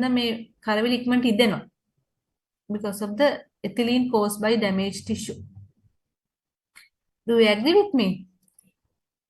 So these are some of the consequences. Now people used to cover this opening with Lyriceria leaves. The reason to protect from moisture loss. According to them, actually it happens. You can give some protection from wind when you cover it like this, because they transport in open lorries. So when they are exposed to the wind, there'll be a lot of moisture going away. So they cover it with polythene or some natural material like this to prevent moisture loss. I have seen sometimes people bring leafy vegetables. They are covered in banana trunk pieces. කෙහෙල් කඳේ කොටස් වලින් ඒගොල්ලෝ කවරයක් වගේ හදලා leafy vegetables cover කරගෙන ගේනවා. That is also to minimize the moisture loss during transport. Because we are transporting in normal lorries or open lorries, no refrigerated lorries there. See some more products, no coal.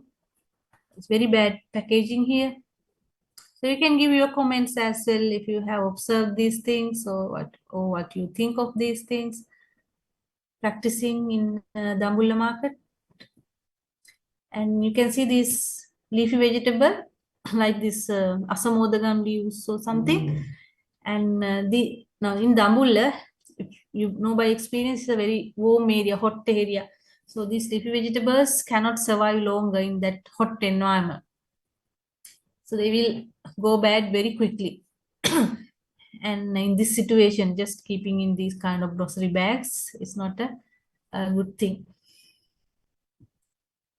Here, again in polysac bags, beans. So they are coming out, and now this polysac bag has become one of the most popular methods to transport, most popular transport package in fruits and vegetables nowadays. But you can see how bad the protection it gives to the product. And this one, leeks. Now, can you ever get good quality undamaged leeks from our market? Even in supermarkets, it's sometimes difficult. And in grocery shops and village fairs like places, it's even more difficult.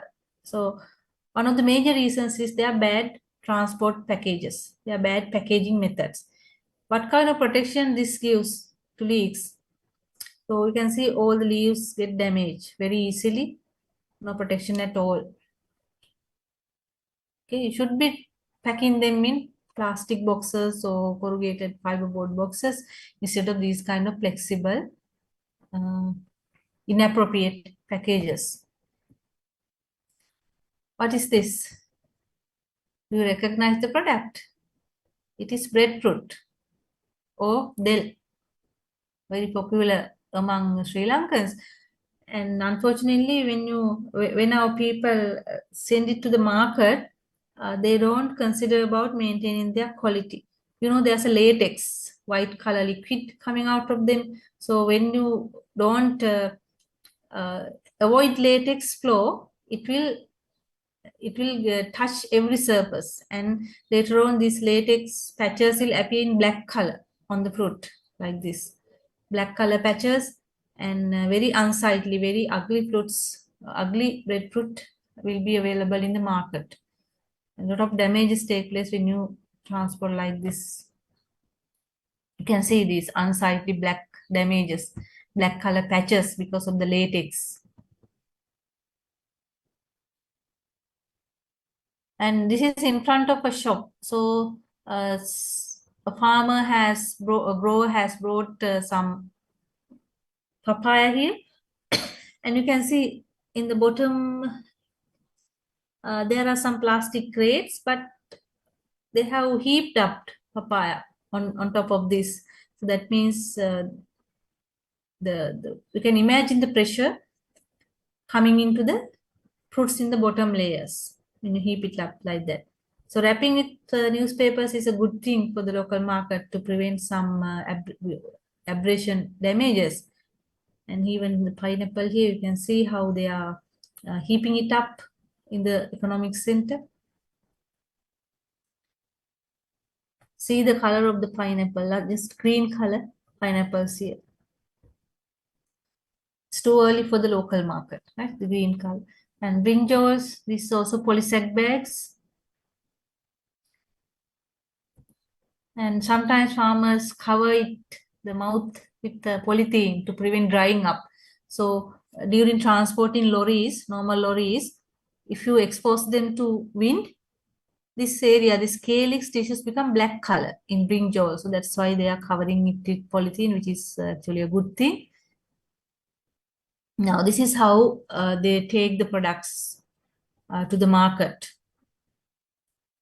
Okay, you can see how bad it is packed, how compact, and how people handle it. They are going on the products. So that is obviously damaging the products. Have you seen these kind of things in economic centers? How many of you have seen? These are real pictures taken from Dambul Economic Center during one of our visits there. You haven't seen? Okay, go to any economic center and see how people transport. Now this is how they are taking the products away from the economic center. So some people purchase it from the economic center and they are taking it to their areas, maybe faraway areas, even to Hambantota, Gol, Mathur areas. They are taking products from here, even to the northern part, to everywhere. They come because they say that they can purchase almost everything from Dambulla market rather than going to different places for different products. You can see here variety of products, even leafy vegetables are here. And you can see how this person he has climbed onto the products. So this is how they are handling it. Right? Now, because of this problem, to avoid these damages, Sri Lankan government imposed a law several years ago in early 2000. They brought a law and they wanted everybody to use plastic crates like this to transport the products to prevent mechanical damages. Okay, we call them plastic kuda, or in English we call plastic crates. And in early 2000, when the government brought that rule, everybody opposed to that, especially the traders and the transport agents, even the producers. They opposed to this and they conducted some protest. I don't know whether you are aware about this or whether you were very young people at that time. I remember there was a protest in front of Colombo Manin Market and some people burned the crates. මේ crates ටිකක් පුච්ච පුච්ච ඒගොල්ලෝ protest එකක් කරා ඒ දවස්වල ඒකට විරුද්ධව because they didn't want to adopt this technology. Do you know the reasons for that? Right? What are the reasons for that? So what happened as a result of those protests? The government had to withdraw their decision and they made only crates compulsory for some selected fruits and vegetables only. So that's what the government did. So they had to withdraw that compulsory role and they said that crates should be used only for selected products. But even for that, some people was not happy. They were opposing to that decision also. So they were reluctant to adopt this technology. But one good thing happened. The supermarket channels started using plastic crates. So even today, they are using the plastic crates and that has greatly contributed to their reduction of post-harvest losses as well. But in general, the adoption rate of plastic crates in Sri Lanka is very poor in the general distribution channel. If you don't, if you omit the supermarket channel, in other parts, it is very rare, very limited. Right? So do you have any idea why the farmers and traders don't like to use plastic crates for transport? So you can find out reasons and list them why they don't like to adopt these plastic crates. There are various socio-economic reasons which affected their reluctance. So you can think of, so this involves cost component and everything. Because of this, it has become very difficult for the government to adopt this technology. Right? So, but as I mentioned a while ago, the supermarket channel started using it. There are different types of crates available. Some are completely closed and some are ventilated like this. So depending on the product requirement, they adopted crates like this. Some are stackable කියන්නේ සමහර ඒවා collapsible කියන්නේ සමහර ඒවා අකුලන්න පුළුවන්. හරි අකුලන්න පුළුවන්. අකුලපුවාම ඒවට storage space එක යනවා අඩුයි. And also they are stackable. You can stack them on top of each other. There won't be any pressure going on to the product. Only the boxes are stacked like this. You can see they can be kept on top of each other. That means they are stackable. Right? So in Sri Lanka, the adoption rate of these crates are very limited, as I mentioned. So I'll give you a task, and you can list the reasons why our people don't like to adopt this technology, which is one of the basic requirements for transport of perishable products. Okay, so list some reasons, and I will give you a link to upload that. Right? So write answer for this thing. Why don't farmers and traders use plastic waste for transport? So write some list here, giving reasons, and I will provide a link in my in our LMS page for you to upload answers for this thing. Okay, so you saw some actions in the Dambulla wholesale market, and I just want to show you some of the fresh produce handling practices done in an overseas wholesale market. So this one is actually in Brisbane. It is called the Brisbane wholesale market. So I have some pictures to show you just a few examples. And in their wholesale markets, they have various rules and regulations. For example, when you go to their wholesale market, you have to wear covered shoes like this. That's a protection issue. So that is for the people's protection. And you are given a safety jacket like this. So the people in the the shop owners or the workers in the economic center should wear these orange color safety jackets, and the visitors, buyers, everybody coming from outside should visit this green color safety jacket. So there are some of the safety requirements. And these are the types of packages they use. You can see this is mango, and this mango is packed in one layer. There are shallow containers. So here you can see 3 shallow containers which are stackable, and just only one layer of mango. So that completely prevents the compression damage. All these shallow containers are stackable on top of each other. There's no weight coming onto the fruits. And they will give you trolleys. If you want to buy products, they will give you trolleys like this. So you can take products onto the trolleys. You are not allowed to carry them on your back. So these are some of the purchased products by the buyers. So the buyers have purchased these products and trying to take away. And the other important thing is they never put the products on the ground directly. So they use wooden pallets for this purpose. These are called wooden pallets. And always they put these things on ground before putting any product. And most of the products are placed in cool rooms. They have cool room facilities where they maintain the right temperature for the products. And some products are kept for display. The importance of using pallets is they have this special vehicle called forklift. Forklift කියන vehicle එක දැකලා තියෙවල. So they use forklifts to carry products, heavy loads from one place to another within the center. So they put their long front arms into these forklift, into these pallets, and then they raise the product with the forklift itself. So that's how they're here. You can see the forklift driver, and you can see they are putting their long front arms into this pallet, and they are raising this entire stuff with the use of forklift. Okay, so forklift is a very popular vehicle used for those purposes in those countries. Even in Sri Lanka, these forklifts are in operation in our ports and some other industrial settings.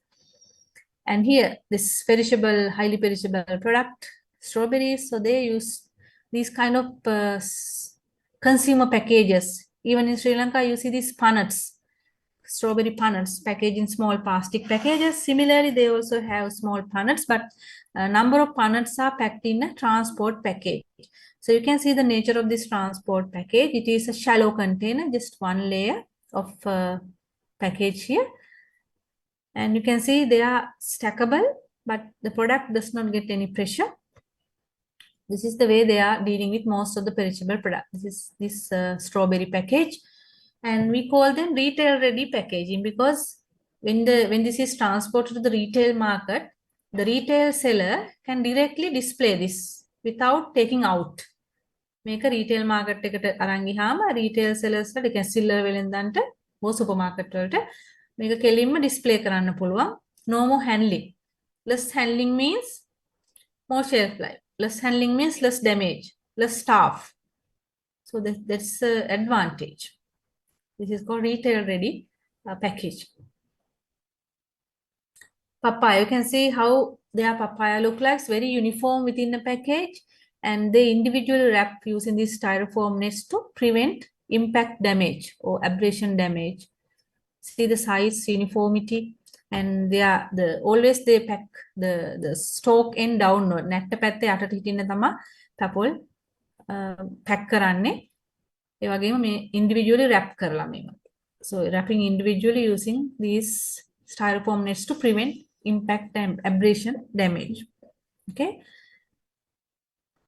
And see the uniformity of their color development. So they are at this stage they are harvesting papaya. And mangoes also in the retail ready package. You can see one layer of mango. Uniformity of size and color. It's very important. Avocado, just one layer. And oranges, somewhat bigger containers. Beans, you can see how tender their beans are. Very tender green beans, not toughened. Morala nati, tender beans. Yeah, it's like very tender beans. And tomatoes. Now, mostly in Sri Lanka, we harvest tomatoes without this stalk. But if you harvest with a stalk, that will increase their shelf life. And also, it gets more consumer attraction. We call this trust tomato because there are about 3 or 4 fruits in one cluster with the stalk attached. So this cluster tomato get more consumer attraction as well as a higher price. And you can see the shallow container, one layer of tomatoes here in a retail ready package. And I mentioned you about this broccoli. And to maintain green color in broccoli and to delay senescence, they keep them in ice like this styrofoam box filled with ice. That means 0 degrees centigrade.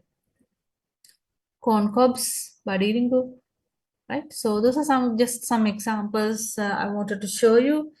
And based on some of these things, we can also improve what we do for our local market. But still we have limitations. What do you think? In Sri Lanka, there are some limitations in adopting technologies due to the cost factor. නේද? cost එක නිසා ලොකු ප්‍රශ්න එනවා. දැන් තියෙන මිල ගණන් තවත් වැඩි වෙනවා. එතකොට තව technologies මේවා කරොත් එතකොට මිනිස්සුන්ට විකුණා ගන්න අමාරු. But for the export market, we can try, but still we get some competition from other countries like Thailand, Vietnam, and Kenya, like countries. So we have to be very, very careful in this. Like we have the technology, and we have to think of adopting it in a proper way. So due to various socio-economic and cost factors, Sri Lanka is behind other countries when adopting technology. Okay, so what can we do to extend the post-harvest life of perishables or the shelf life of perishables? With this knowledge that you have got up to now, you must be having some idea that we can do something to extend the post-harvest life of perishable. That means we don't have to just ignore it. We can do something.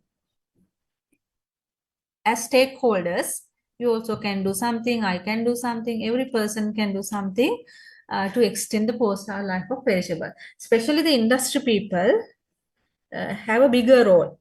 So you will see what are the things that we can do. Especially the industry people can do to extend the post-harvest life of perishables in this part.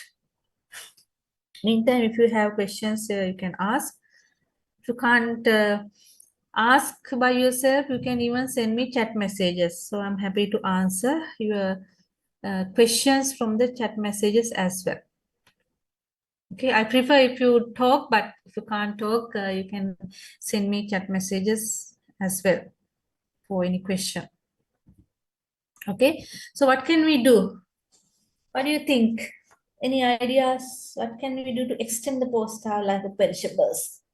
That's our ultimate objective in this course, in this lecture series.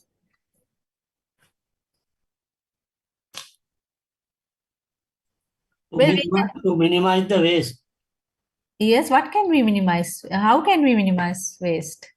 In transporting and packaging. Yes, yes, good, very good, right? So the first step, what will be the first step after harvesting or during harvesting?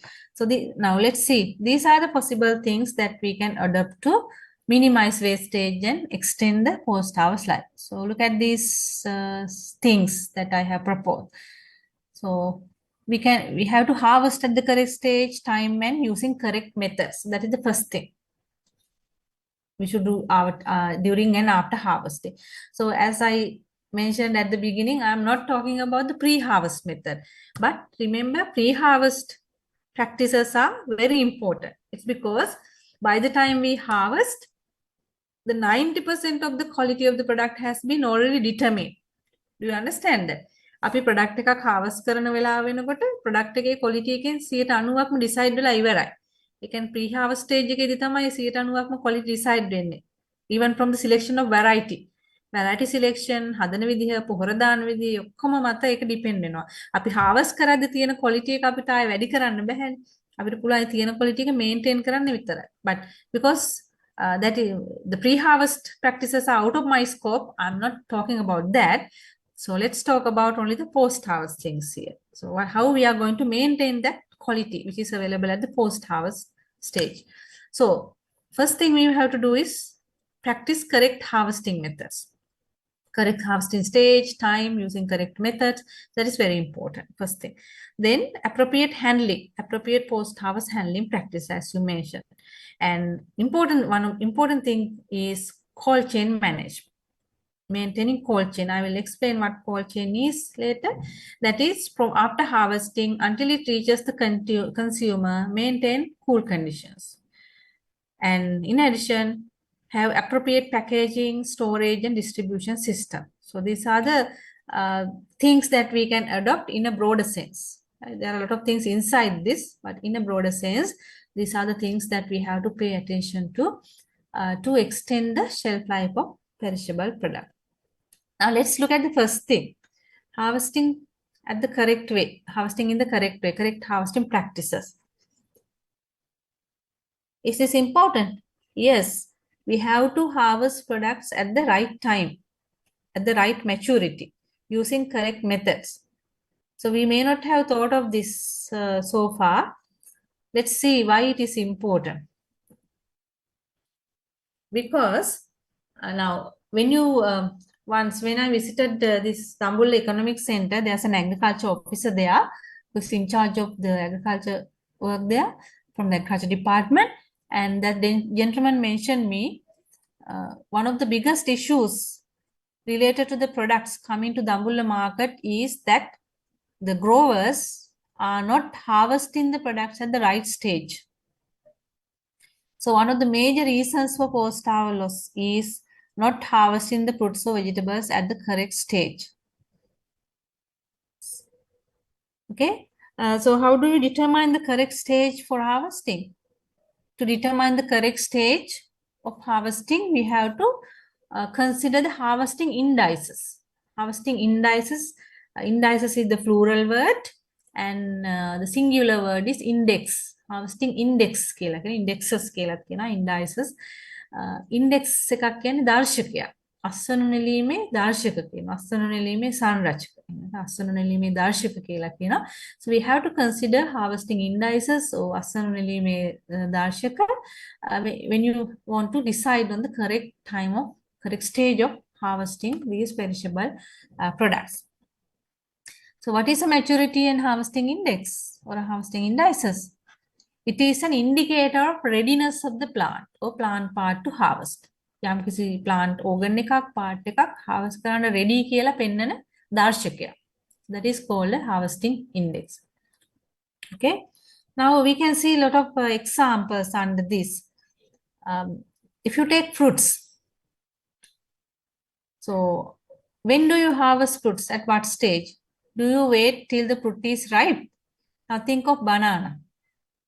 Now, how many of you have banana plants? At least a couple of plants in your home garden. What do you do with the banana bunches? Now, suppose you have a banana bunch, and do you want to harvest it before ripening, or do you keep it until ripening on the tree? Some people might say, ගහේ ඉදලා කණේව තමයි රස කියලා ගහේ මිදෙන්න තියනවාද? කෙසෙල් කැනම. What will happen? There are big risks associated with that practice. You have to protect it from animals, squirrels, bats, various other animals, even pests. Then diseases. So sometimes if the rains come, then there'll be some rots, and sometimes other problems like fruit splitting. ඉදලා වැඩි වුණ ඉදෙනකන් ගහේ තිබ්බාම ගෙඩි පැලෙනවා. සමහර රසත් හරි නැහැ. So, but some people still think we have to keep it until ripe on the tree. Even now, especially for commercial purposes, you can never do that. You can never transport a ripe banana bunch. You have to transport it at the green mature stage. So think of this and remember that most of the fruits, actually, it's even correct if I say generally for fruits. Fruits should be harvested at the physiological maturity. So physiological maturity means it's not the ripe stage. Physiological maturity means the fruit is physiologically mature.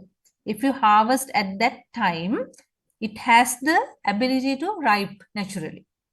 So that is called the physiological maturity. අපි කෙසෙල් can ගොඩක් අමුයෙන් harvest කරන්නේ නැහැනේ. අපි කෙසෙල් කෑන යම් කිසි maturity එකකට ආවම harvest කරනවා. We call it green mature stage. So if you harvest at that stage, it has the ability to ripe naturally after harvesting. So that is called the physiological maturity. Even the mangoes are something like that. Papaya, mango, all come to that category. Okay. So if you harvest at physiological maturity, then the fruit can ripen normally after harvest. Okay. So what will happen when the fruit is ripening? If you now suppose that you harvested banana like something like this, for example. So this is as physiological maturity. You can consider a lot of indices to determine that. I will come to that later. Now, after harvesting at physiological maturity, the fruit will undergo changes, these changes, and ripen normally. So these are the common changes. The fruit will change the color. The green color will become yellow color in banana, in oranges and other papaya-like fruits. It will become red or orange or whatever. And when ripening, the sugar level increases. So that's why the product, the fruit becomes sweet taste. The green mature fruit is not sweet tasting, it is sour, or maybe it's very sometimes bitter, sometimes sour, more sour. But when it ripe, it gives a sweetness. And acidity decreases. Ambulgati, acidity, sour. The mature green one is very sour, acidic. But when it ripes, it decreases its acidity, ambulgati aduven. And the flesh becomes soft. So the mature green one has somewhat firm flesh, hard flesh, but when it ripes, it becomes soft. So those are the changes coming with ripening. And all these changes can be induced by ethylene plant hormone. So that's why people use ethylene to induce ripening, artificial ripening. පළතුරු කෘත්‍රිම විදවන්න මේ ethylene ගන්න ඒකයි. Because these natural changes can be induced by providing ethylene artificially. There's no harm in that if you use it in the correct way. Okay. So this is a practice done worldwide. Everywhere in other countries, they use ethylene gas to artificially ripen fruits. Okay. Now let's see some much harvesting indices. So as I said before, we harvest banana at green mature stage like this. And if you export banana, suppose now there are number of Sri Lankan companies and growers who are exporting Cavendish banana to Europe. And in their supermarket in Europe, they have to show bananas in this color. They should appear in this color. But when you say, now this is not Cavendish here. This banana is not Cavendish. On the right side, you have Cavendish banana. And when you send them from Sri Lanka, they should be in green color. And suppose you are sending to UK, England, and in UK also, you should receive banana in green color. And in their supermarket only, they want banana to ripe when they are distributing it into marketing in their country. So we should not send them ripe bananas, but we should send them green mature bananas. They will reject if they receive ripe bananas. Okay. So because of that, in commercial plantations, they especially consider this index, harvesting index, time after flowering. What do you mean by that? Now, flowering means there are developing hands here. So small hands, banana hands, kesel avarikian, kesel avaritika hadila. All the hands are defined, and then finally there's a male bud. Kesel muye kila kiyan, this is a male flower bud. So you will remove the male bud and provide a cover like this. Provide a polythene cover, and from that time they count 11 to 12 or 13. For the local market, it may be 13 weeks, but for the export market, 11 to 12 weeks. Then at that time, the bunch is physiologically mature. Then they harvest it and prepare, pack, and send to the European market or other overseas markets. Right? So this is one of the important indices they are using, time after flowering. In local market, what are the things, what are the harvesting indices people consider in harvesting bananas? Do you know anything? Any index? One is the size of the fingers. What is a banana finger? Finger කියන්නේ කෙසල් ගෙඩියට. හරි කෙසල් ගෙඩියක size එක consider කරනවා. Size of the fingers and also the cross section, the nature of the cross section. How should I explain it? Let me explain. Cross section.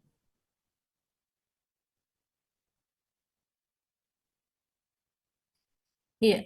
Now, if you take a cross section of this banana, in the immature stage, it will be more angular like this. In the cross section, more angular. But when the banana fruit matures, when it attains the physiological maturity, now this is the immature stage, more angular, right? But when it matures, it becomes more round. It becomes more or less round shape like that.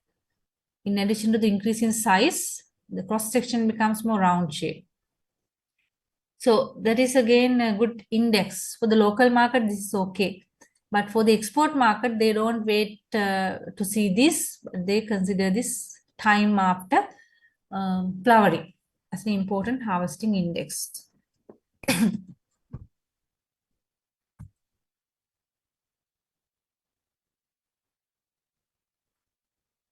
In your home grounds, what other indices do you consider in banana?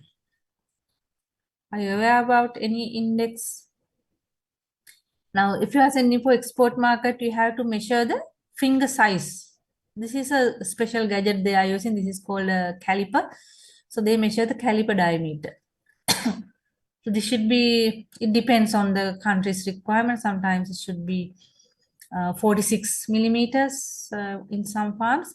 So they measure it before harvesting to see whether it has acquired the needed diameter. Because if it is too small, those countries would not accept it. The buyers will not accept it. So they measure it as a harvesting index sometimes. Finger length, finger diameter, and free from any defects should be considered. So this is especially important for the export market. And here this picture shows a banana plantation in Dole Lanka Private Limited. Dole is a multinational company based on USA, and they have a number of banana plantations in Sri Lanka. In Philippines also they have plantation, and they have invested in Sri Lanka, and in their plantations, they thoroughly practice that time after flowering harvesting index. They cover the bunches like this, and after about 11-12 weeks, they harvest the bunches and prepare them for export. What about some other products like papaya?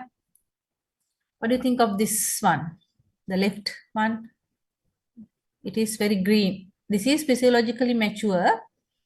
So if you harvest at this stage, you can still let it ripe, but the best stage to harvest papaya is somewhat later than the physiological maturity, especially if it gives this kind of color break.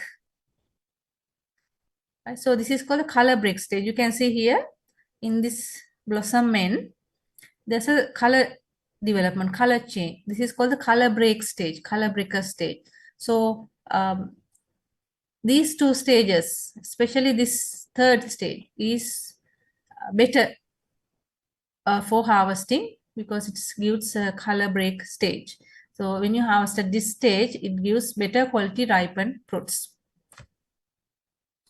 For the local market, even this last stage is okay, but people usually harvest before this stage in order to give longer marketing time, because we need to maintain some flexibility in the marketing period.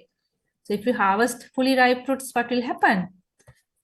You can't keep it until it reaches the consumer. අපි ගොඩක් ඉදිච්ච බලතුරු ගත්තොත් harvest කරොත් consumer ළඟට යන්න කලින් ඒවා ඉදිලා නරක් වෙනවා.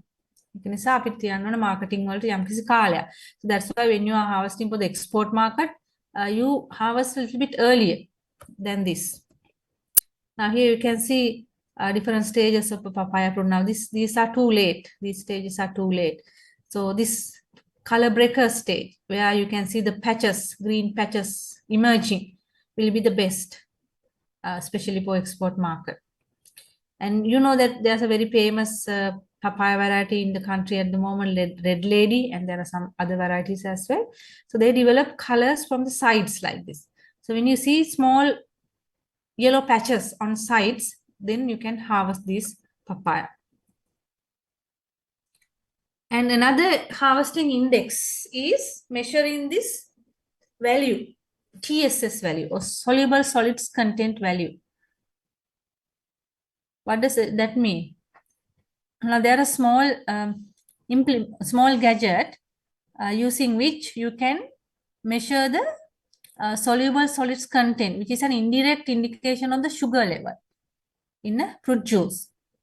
So you can take a few samples here and there and get a drop of juice and put it onto that small equipment and get a reading. There are digital meters, so you can get a reading directly.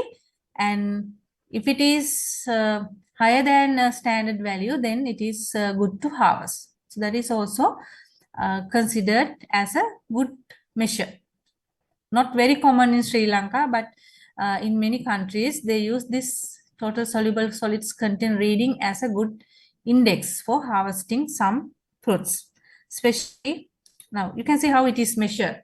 So to measure this TSS, or total soluble solids content measurement, you need a small gadget called refractometer. This is the handheld one, and this is a digital one. In the digital refractometer, you just need to put a small drop of juice here and get the reading from this digital screen here. So in papaya, it's around 12%, the minimum level. In pineapple also, if you have 12%, it gives us a percentage, Brix value. If it is 12%, then it is okay to harvest. That's how they decide. And in many countries, you know, they grow grapes for wine production. Wine හදන්න මිදි harvest කරනවානේ. එතකොට wine හදන්න මිදි harvest කරන්න හොඳම stage එකක් තියෙනවා. Brix value එක සෑහෙන ප්‍රමාණයකට ආවට පස්සේ. එතකොට harvest කරන්න කලින් ඒගොල්ලෝ කරන්නේ මිදි වත්තේ තනින් තනින් sample අරන් බලනවා ඒ Brix value එක ඇවිල්ලාද ඒ level එකට කියලා. ඊට පස්සේ තමයි harvest කරන්නේ මිදි වත්ත. එතකොට හොඳ quality wine හදන්න ගන්න පුළුවන්.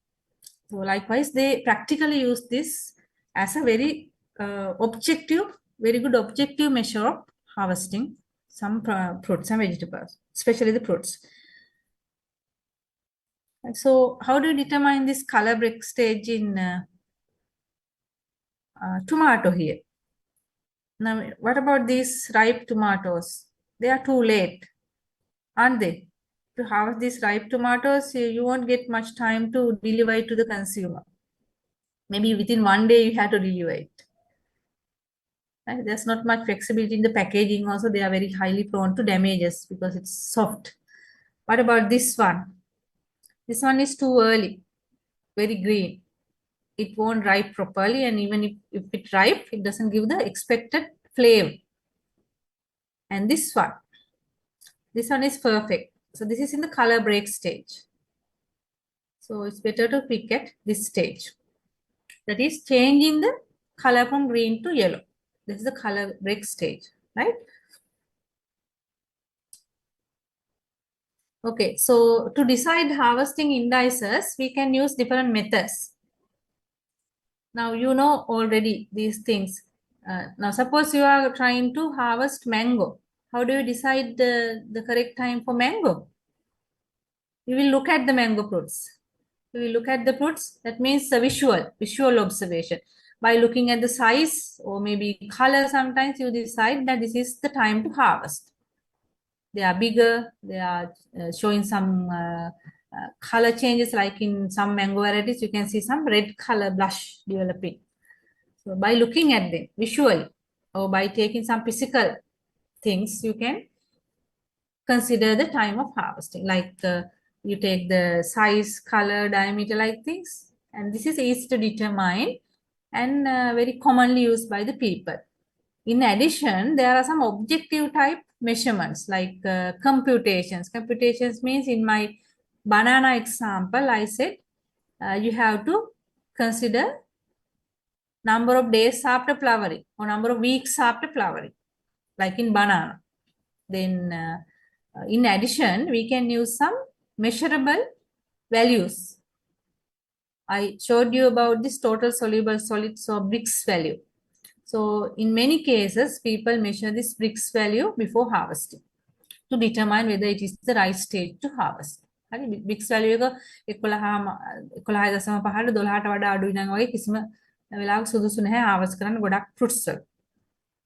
Then these are other things that you can measure, but these methods involve a lot of procedures, laboratory tests and procedures. So these are time consuming and labor consuming, therefore not much practiced in the industry, but still they do.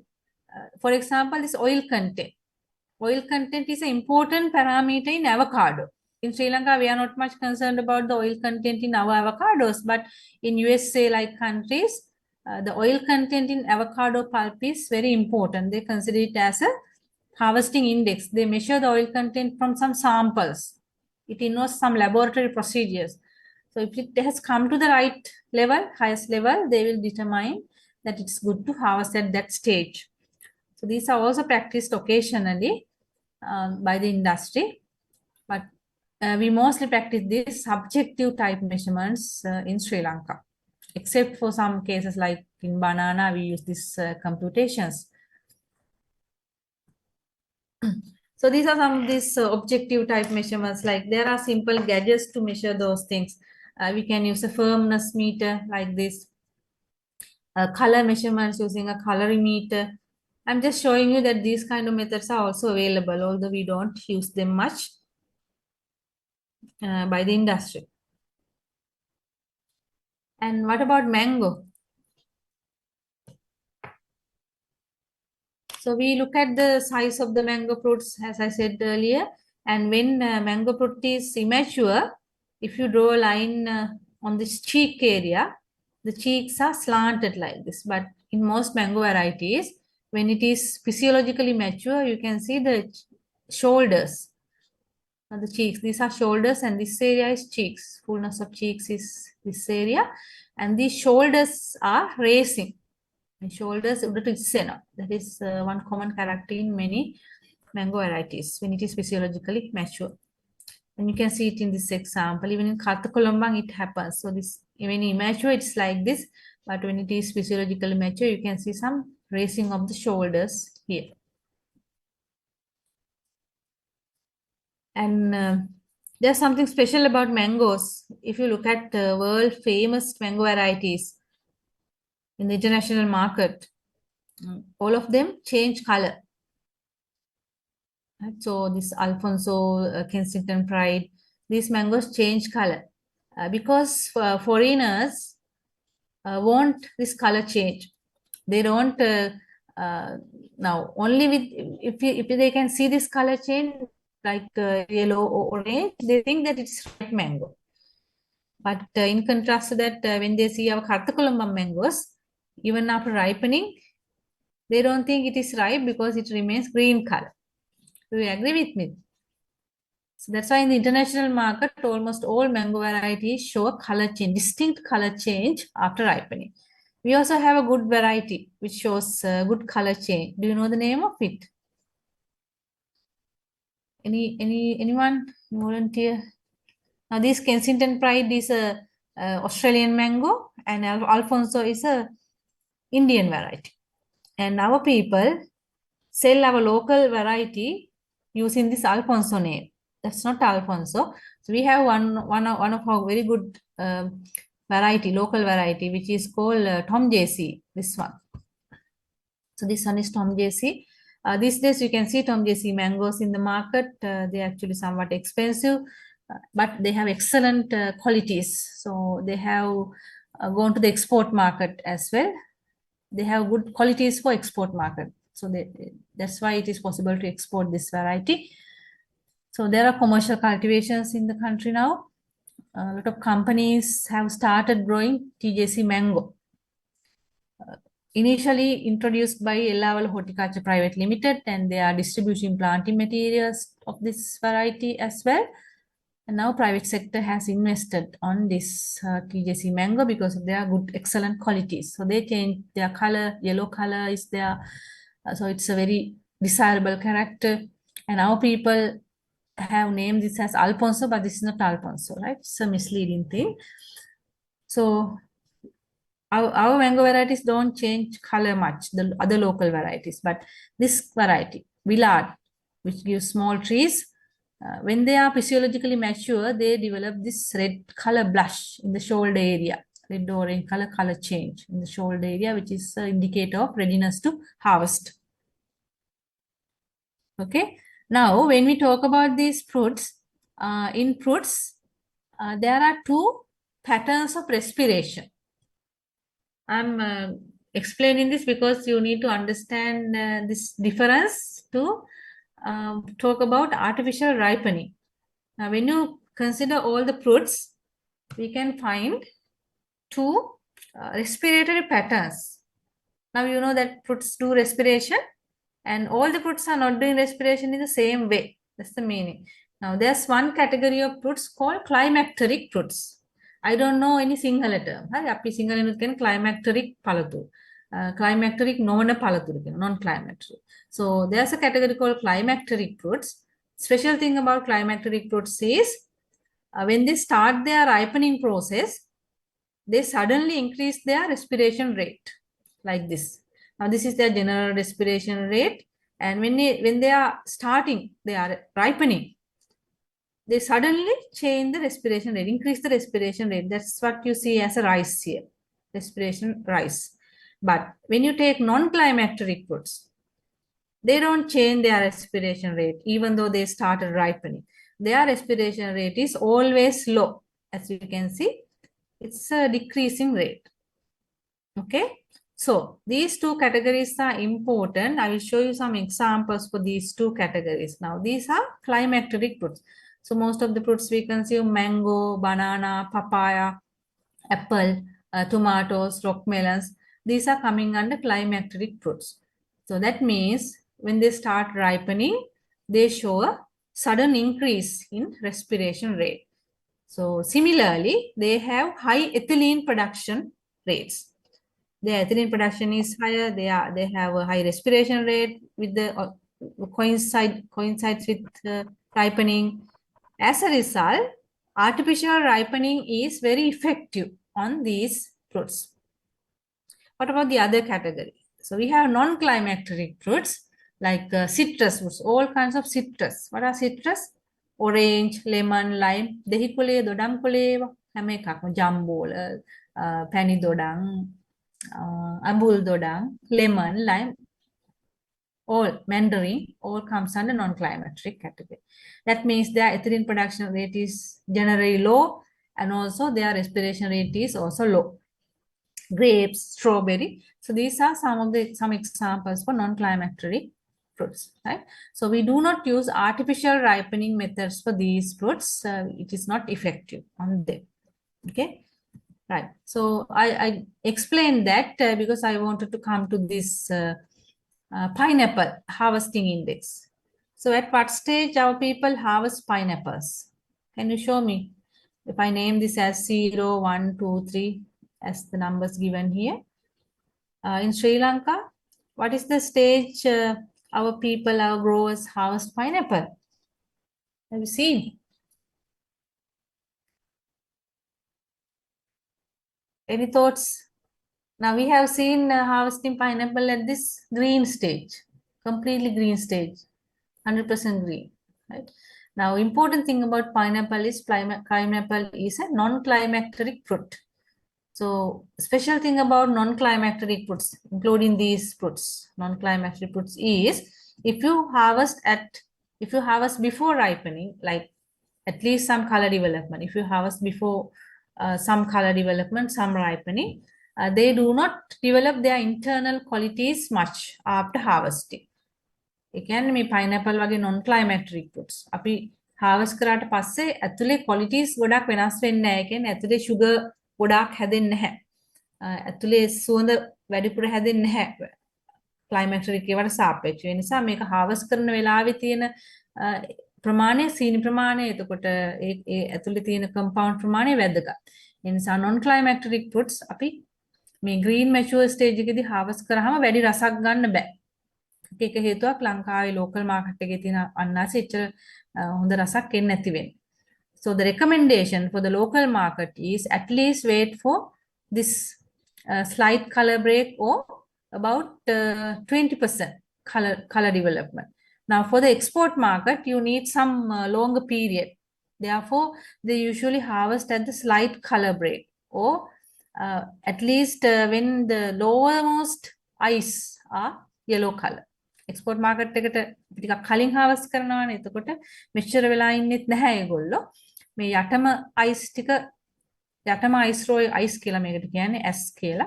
යටම S row එක කහ වෙනකොට කඩනවා. එහෙම නැත්නම් ඊට කලිනුත් කඩනවා. But there's no problem because foreigners don't much bother about the sweet taste. They need a balance between sweet and sour taste in their countries. But Sri Lankans prefer mostly the sweet taste. So for exportation, they even harvest at the early color break stage or maybe sometimes at the green stage. So it's not a big problem for those people. Okay, so that is a special thing about pineapple. Right now, I just mentioned about this artificial ripening. Only the climacteric fruits harvested at physiological maturity can be ripened using a ripening agent, especially this ethylene releasing agent. So there are commercial agents in the market. Some are known as ethyl and there are various other commercial names, but the active ingredient is ethaphone. So this ethaphone or ethyl can be successfully used for artificial fruit ripening in these fruits: mango, banana, papaya, durian, avocado, apple-like fruits. Right? So this can be done successfully without any issue using the correct protocols. And for non-climacteric fruits, we can't use this artificial ripening, as well as we have to wait till they are somewhat ripe. Do you harvest rambutan at green mature stage? කොළ පාට තියෙදිද rambutan කඩන්නේ? නෑ නේද? Because rambutan is non-climacteric, you have to wait till more color development, about 85% of the peel color. Now, if it's a red variety, Malvana red variety, you have to wait till about 85% red color development in the peel. If it is a Malaysian yellow variety, you have to wait until some yellow color development, about 85 to 90% yellow color development, depending on the variety. So that is important. අපි කොළ පාටට තියෙන රඹුටන් ගෙඩි කැඩුවොත් ඒ වගේ පාට එන්නේ නැහැ. So you have to wait till color development. Even for this mangosteen, right? Mangosteen also you have to wait until these stages, at least about this stage 4, stage 4, stage 3 or 4. You have to wait until this stage. Otherwise, you won't get good color development.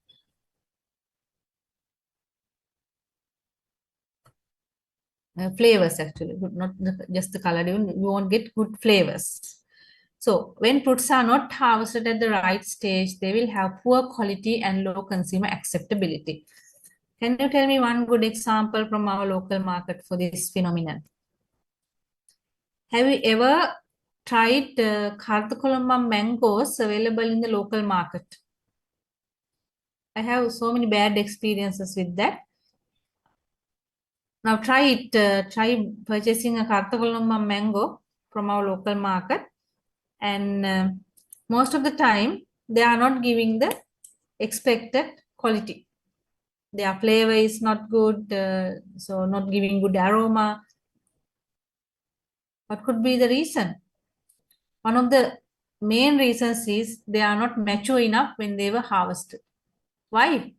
So, you know, most of the Karthakolambang are coming from home garden level trees. And sometimes some people are there who are purchasing the entire tree on lease, or they are taking it on lease, and they harvest the entire tree at once. සමහර වෙලෙන්දු ඉන්නවා ඒ ගොඩක් අය ඒ ගහ අරගෙන ගහේම ගෙඩි එකවර තමයි කඩන්නේ. එතකොට පැහිච්ච ඒවාක් තියෙනවා, පැහිච්ච නැති ඒවාක් තියෙනවා. ඉතින් පැහුන් නැති, ඒ කියන්නේ physiological maturity එකට ඇවිත් නැති ගෙඩි artificially induce කරලා දෙව්වත් කහ පාට වෙනවා. නමුත් ඇතර qualities හොඳට develop වෙන්නේ නැහැ. So that is a serious issue in Karthakolamba mango in the market. Same as for pineapple. Okay. Pineapple issue is somewhat critical, but this case, this bad harvesting time due to bulk harvesting. Okay, so these are some of the practical examples from our own market. So as you can see now, you should understand that when fruits are not harvested at the right stage, they will have poor quality and low consumer acceptability. Now I never buy Karthakolamba mangoes from our local market because of these experiences which happened several years ago. I never buy them due to this poor quality. Now that is about fruits. Important thing about fruit is you have to wait till they are physiologically mature, and sometimes you have to wait till they are after the physiological maturity. So that is important to get the expected quality. What about vegetables? Do you wait till vegetables are physiologically mature? It is the other way, actually. In vegetables, it should be the other way, except for tomato. Tomato is considered as a fruit vegetable. It is therefore an exception. But for other vegetables, it is the other way, opposite of fruits. What does that mean? So vegetables should be harvested at the immature stage. That means before the physiological maturity, because it gives the highest vitamin content and the best level of nutrients. If not, if you wait till physiological maturity, you will have to eat very toughened beans or toughened okra. Morapu bonchi, morapu bandakka kanna wenne physiological maturity එකට ආවට පස්සේ harvest කරොත් තමයි. So you have to harvest before the physiological maturity at the mature stage. There's an optimum stage. Let's see. Now for okra, ladyfinger, you have to harvest immature fruits when fruit is bright green color before it becomes light green. So it should be in a bright green color. Pod is very fleshy and seeds are small, not very hard. Sometimes people break this tip to see whether it is mature or not, which is a bad practice in the market. When you go to market to buy okra, you can see a lot of tips are broken because our people break the tips. Is it a good practice or bad practice? It's a bad practice because when you break the tip, more ethylene will be produced, right? So if it is broken, more ethylene will be produced. More ethylene means ethylene speed up the toughening process also. ethylene වලට පුළුවන් ethylene තමයි මේ toughen මෝරණ එක ඉක්මන් කරන්නේ. ඒ නිසා මේ tip එක කඩපුව අපි ඕන තරම් දකින්න මාකට් එකට ගියාම මිනිස්සු කඩලා බලනවා ඒක හරියට ටක් ගාලා කැඩෙනවා නම් ලපටි බණ්ඩක්. නමුත් ඒ කඩවුවට පස්සේ තියාගන්න බෑ. ඉක්මනට රවුත් වෙනවා. එතිලින් නිසා. සහ physical damage. So you have to harvest at the young stage when the pod is small. And remember, when you handle okra, it's not good to handle, not good to touch the pods like this. You have to touch from this area, touch from this stalk area. Don't touch from the body because it will develop these kind of black color patches due to damages. There are small hairs on this. This hair will get damaged, sometimes due to drying out. These kind of black color patches can be seen in okra available in the market. So they lose freshness with time very quickly. What about bean?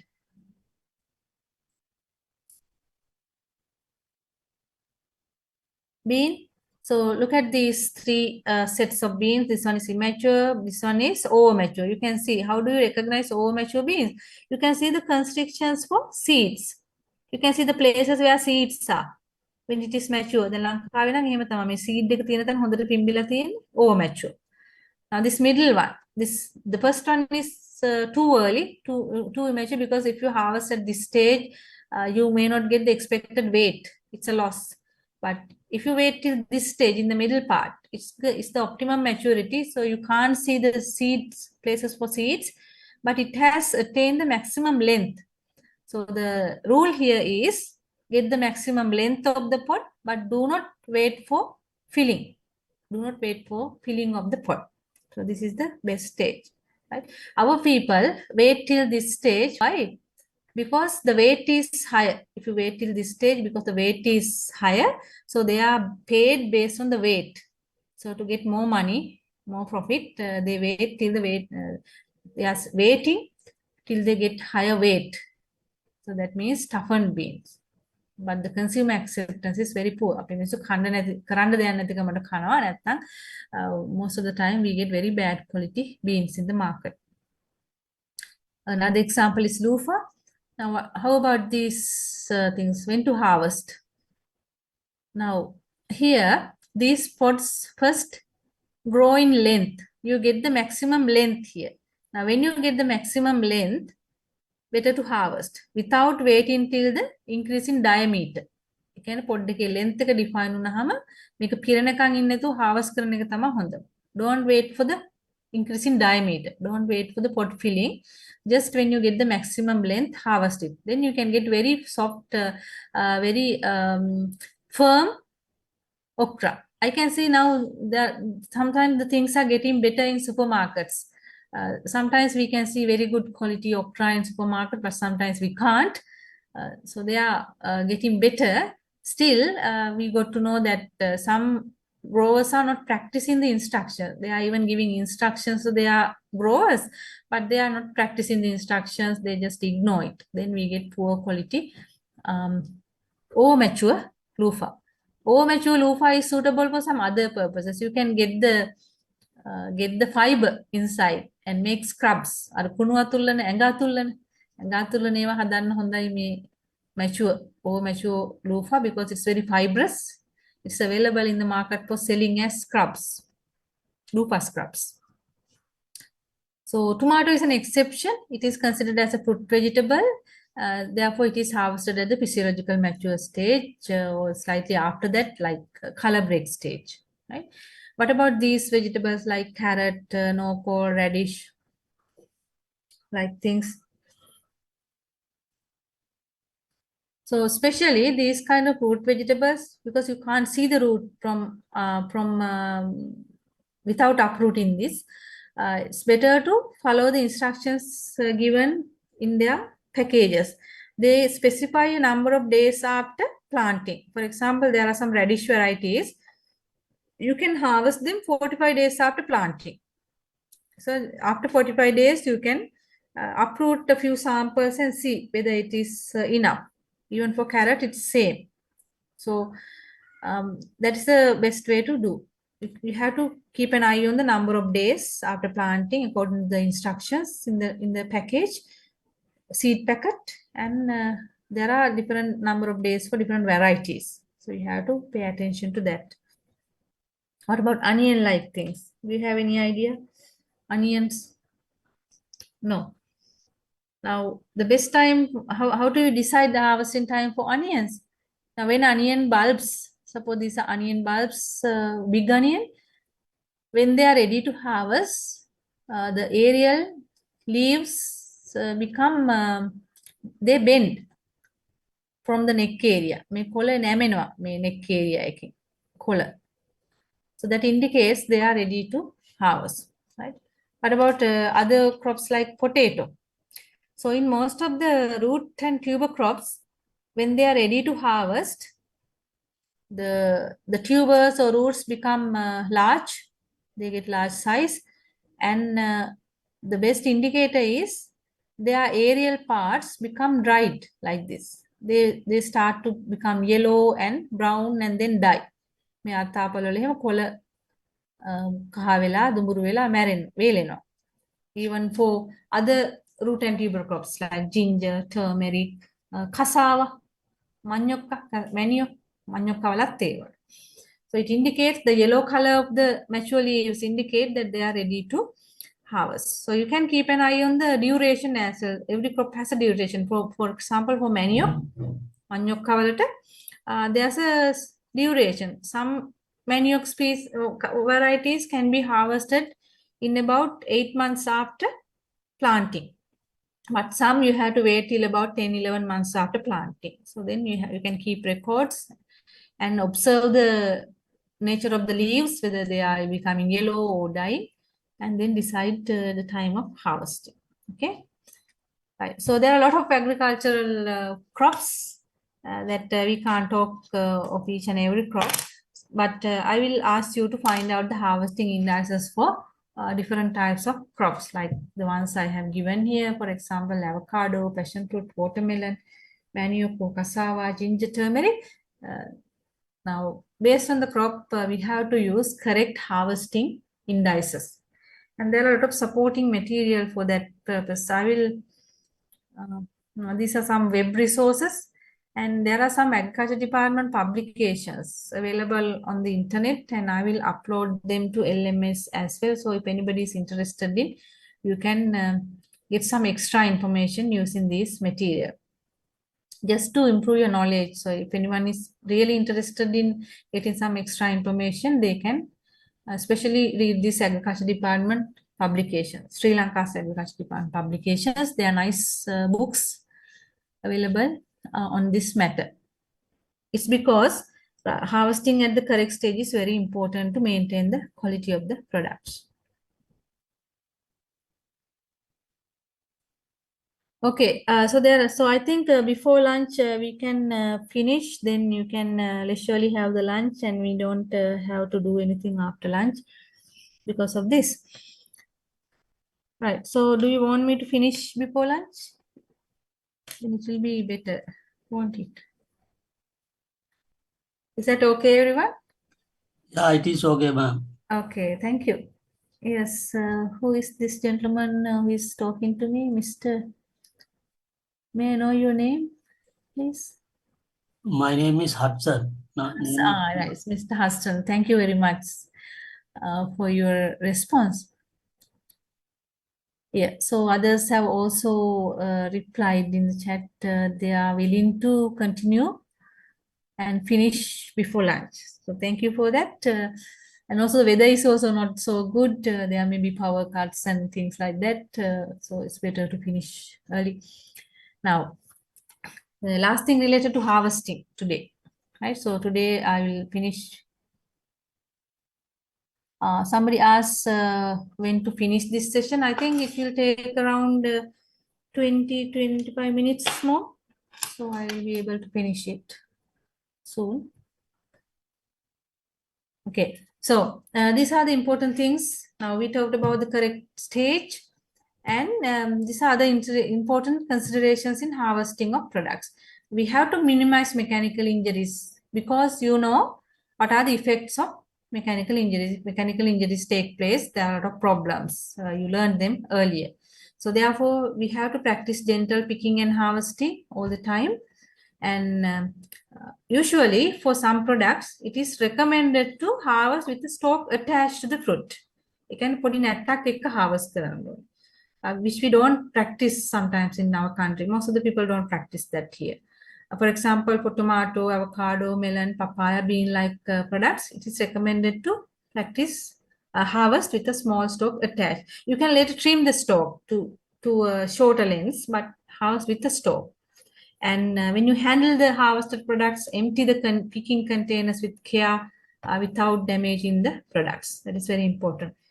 Now here you can see this guy has harvested avocados with a longer stalk here.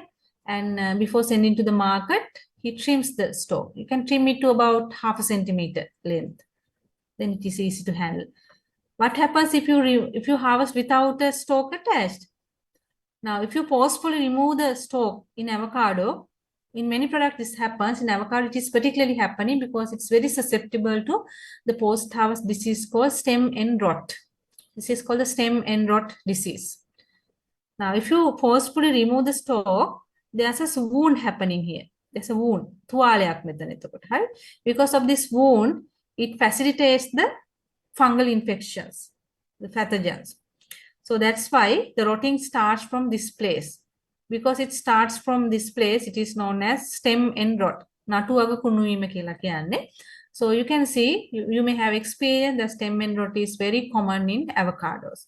So next time, try leaving a small piece of stalk attached. So it will definitely reduce the incidence of stem end rot in avocados.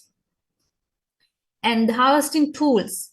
So sometimes you will have to harvest from higher parts of the tree using ladders like this. Climbing onto ladders, and sometimes you will need these kind of loppers or shears, long-handled shears, and secateurs like this, tools like secateurs to cut the stalks, cut the fruits, or separate the fruits from plants. These kind of sharp, clean harvesting tools. And picking poles. These are called improved picking poles because not like early days, now people are trying to harvest without damaging the fruits. So to prevent them falling on the ground, they are using these kind of collection bags. We call collecting bag attached to the picking pole. So when you harvest the fruits like mangoes or papaya, whatever, the products get collected into this bag. So that is a good way to minimize damages, mechanical damages. So we call them improved picking poles, which has a cutting blade here and a firm rim, circular ring and a bag, net bag, mostly a net bag. And you may have seen that when people harvest fruits, sometimes they hold a cloth like this or a gunny bag to prevent fruits hitting the ground. If the fruits hit the ground, there will be damages, mechanical damages. And here is an improved picking pole. You can see to harvest mangoes, they are using an improved picking pole. And here I saw this from one of my friends' Facebook page. She has been using this simple gadget to harvest mangoes. So this is using an empty Coca-Cola bottle mounted to a long pole. And one edge of the bottle is sharp here. She has cut it sharp like this. You can see one edge is sharp. It is longer than the other edge. So the mango stalk will be cut using that, a simple gadget. And when you harvest strawberries, like delicate fruits and vegetables also, do not touch from the fruit or vegetable. You have to touch from the stalk like this. Never touch from the fruit. So this will minimize damages. And do not harvest the root crops. Root crops means what? Manioc, sweet potato, like fruits. When the soil is too wet or too dry, it can damage the products. So don't harvest when the soil is too wet or too dry, especially the underground crops. Second thing. Now, the first thing is about taking care during harvesting. And the second thing is, after you harvest the products, avoid exposure to high temperature. So don't expose them to very high temperature. Keep them in the shade, right? So keep in a shady place. Avoid exposure to direct sun. So always keep in a shady place. That is important. Next thing, avoid contact with the soil. Don't keep the harvested products on soil. කපපු ගෙඩි කඩපු අස්වැන්න නිකම්ම පසුඩ තියන්න එපා. Avoid contact with soil because soil contain lot of microorganisms. They can infect. So the microbes can enter from the soil. Therefore, immediately after harvesting, put them into clean containers. Next one is, now there are certain products with latex. This is one of them. Mangoes have latex. There are other products which have latex, even the papaya. So we have to minimize this latex burn or sap burn. Why? We can see that in our local market, there are mangoes which are available for selling, but they are very dirty. They are dirty because they haven't washed the mangoes. So the latex has attracted some dust and dirt from the environment, and they are adhering to the surface. So they look very dirty. People don't like buying those mangoes. So best thing is to get rid of this latex from the mango. Otherwise, it's very unsightly. So people use different ways to get rid of this mango. One is harvest with a long stalk like this. So if you want to minimize latex burn, one instruction is to harvest mangoes with the long stalk attached. You understand that? Long stalk means what happened here. Now here you can see they have harvested mangoes with a long stalk. Then if you harvest from with a long stalk, the latex exudation will be minimum. But if you cut it here, it will be too high. So harvest with a long stalk so that the latex exudation will be minimum. Then after harvesting, you can trim the stalk. And sometimes in the industry, people use a wire mesh, somewhat higher from the ground. There's a wire mesh and keep the fruits upside down. You trim the stalk to a shorter length and keep the fruits upside down like this, so the latex will drain down. මේ විදිහට wire mesh එකක් උඩ තියලා තියෙනවා. එතකොට latex පහළට වැටෙන එකත් කරනවා industry එකයි. Especially in India they do this. So they will get rid of latex. And sometimes washing can be done. So this is called delatexing. Delatexing of freshly trimmed mango using delatexing tray, this one. And by dipping in 1% alum solution. There's a chemical compound, potassium aluminium sulfate. It is widely used in banana washing also. So you can wash mangoes, so it will remove the latex from mangoes. So after washing, remember to dry the fruits properly. If you don't dry, there will be diseases. So that is one of the important things related to mango. And also use the correct method based on various factors. So when harvesting, you have to consider the cost and the convenience of the method. So in commercial orchards in other countries, they use a lot of mechanical harvesting like this. They use cherry pickers and various other similar gadgets. You can see semi-mechanized or fully mechanized. Usually, most of them use semi-mechanized harvesting. So that has made the harvesting practice easier for the operators. This one, you can see manual harvesting of cherries by the people using ladders and these containers. So this depends on various things like the cost of labor, the availability of machinery, the land size. What about Sri Lanka? Here in Sri Lanka, we have limited plot sizes, limited land sizes. So when you have very limited or small lands of cultivated crops, then it is not very effective to use machinery. Sometimes we can't use machineries, large machineries. So we mostly use manual harvesting because of our cheap labor, labor is relatively available in the vicinity. And that's one thing we consider. Even in developed countries, now this is in Australia, they do this spring onion harvesting using manual labor because it is easy and cheaper for them for this practice. They start harvesting in the early morning at around 4 a.m. in the morning, and by about 10 o'clock they finish because it becomes sunny after about 10. It's very hot after 10 because these are thousands of acres of cultivations. So people do it manually, and These kind of machineries are also used in mechanized harvesting. For various crops, they do mechanized harvesting. This is harvesting what? Lettuce or similar product. This is lettuce. So you can see they uproot the lettuce plant and do some sorting and cleaning here, and then do the packing into plastic crates here.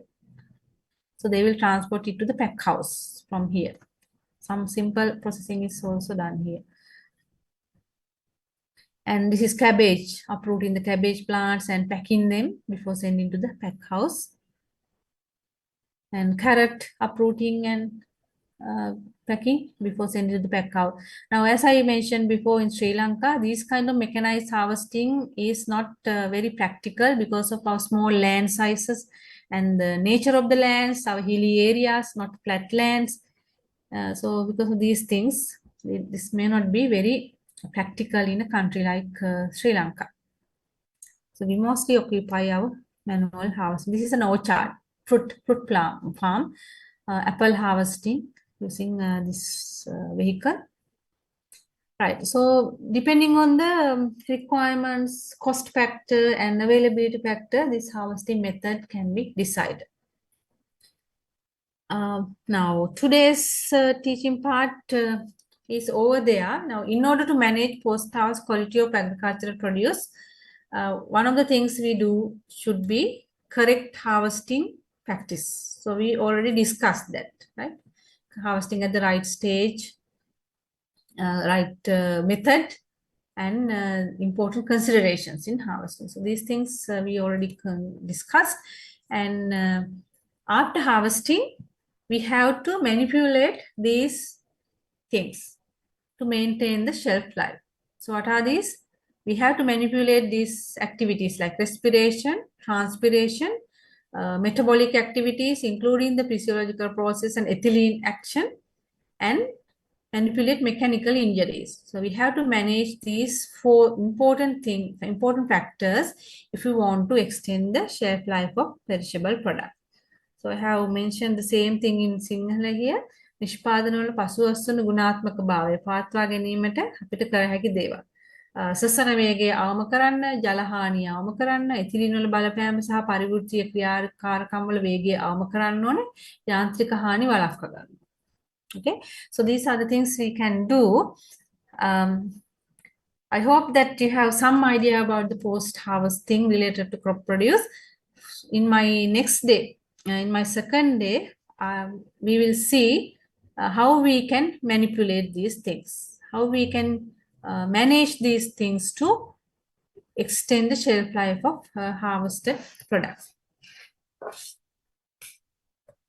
Okay, right. So that is all for today. If you have questions, you can present them so that I can answer. Today's attendance was about 60. I saw sometime at a time there were about 62 students, and now it's about 55. Isn't the attendance is checked for your marks? Maybe, I don't know. Generally, ma'am, 80% attendance is expected. Oh, okay. Right.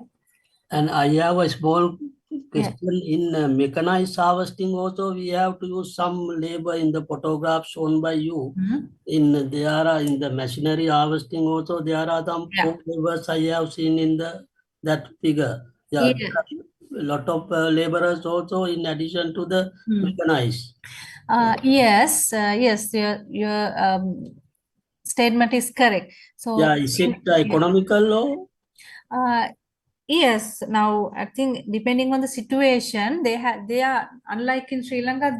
Those countries highly consider their cost factor because large scale cultivations maintained by them, and mostly these agricultural or horticultural fields use semi-mechanized operations because, as you see, there can be operations that cannot be totally done using machineries. So most of them occupy semi-mechanized operations. That's why you see the laborers and the machines both there. But there are fully mechanized operations as well. If you go to the YouTube, in some YouTube videos, you can see there are machines which can shake the entire tree and collect harvest. But still, 1 or 2 people are involved in operating the machine. At least one person. At least one person should operate the machine. So some labor is also there. That's correct. So that's why we mostly say that it is a semi-mechanized operations in harvesting. Even for land preparation, at least one person should operate the machine, right? So there are mechanized, fully mechanized operations in irrigation like activities. But in harvesting, we mostly do these semi-mechanized operations. Yes. Is there any other questions? Yes, madam, this PDF and task question upload. Yes, I will upload to LMS. I don't know whether this LMS page is ready by now. So when the LMS page of this subject is ready, I will get it ready with the IT unit.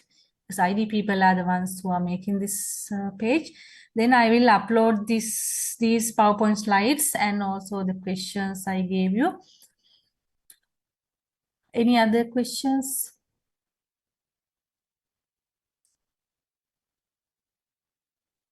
All right, so there are no questions. Thank you so much for attending to my lecture today. And I will give you some questions for you to work on later on the LMS page. So you can use even the afternoon for that work if you like.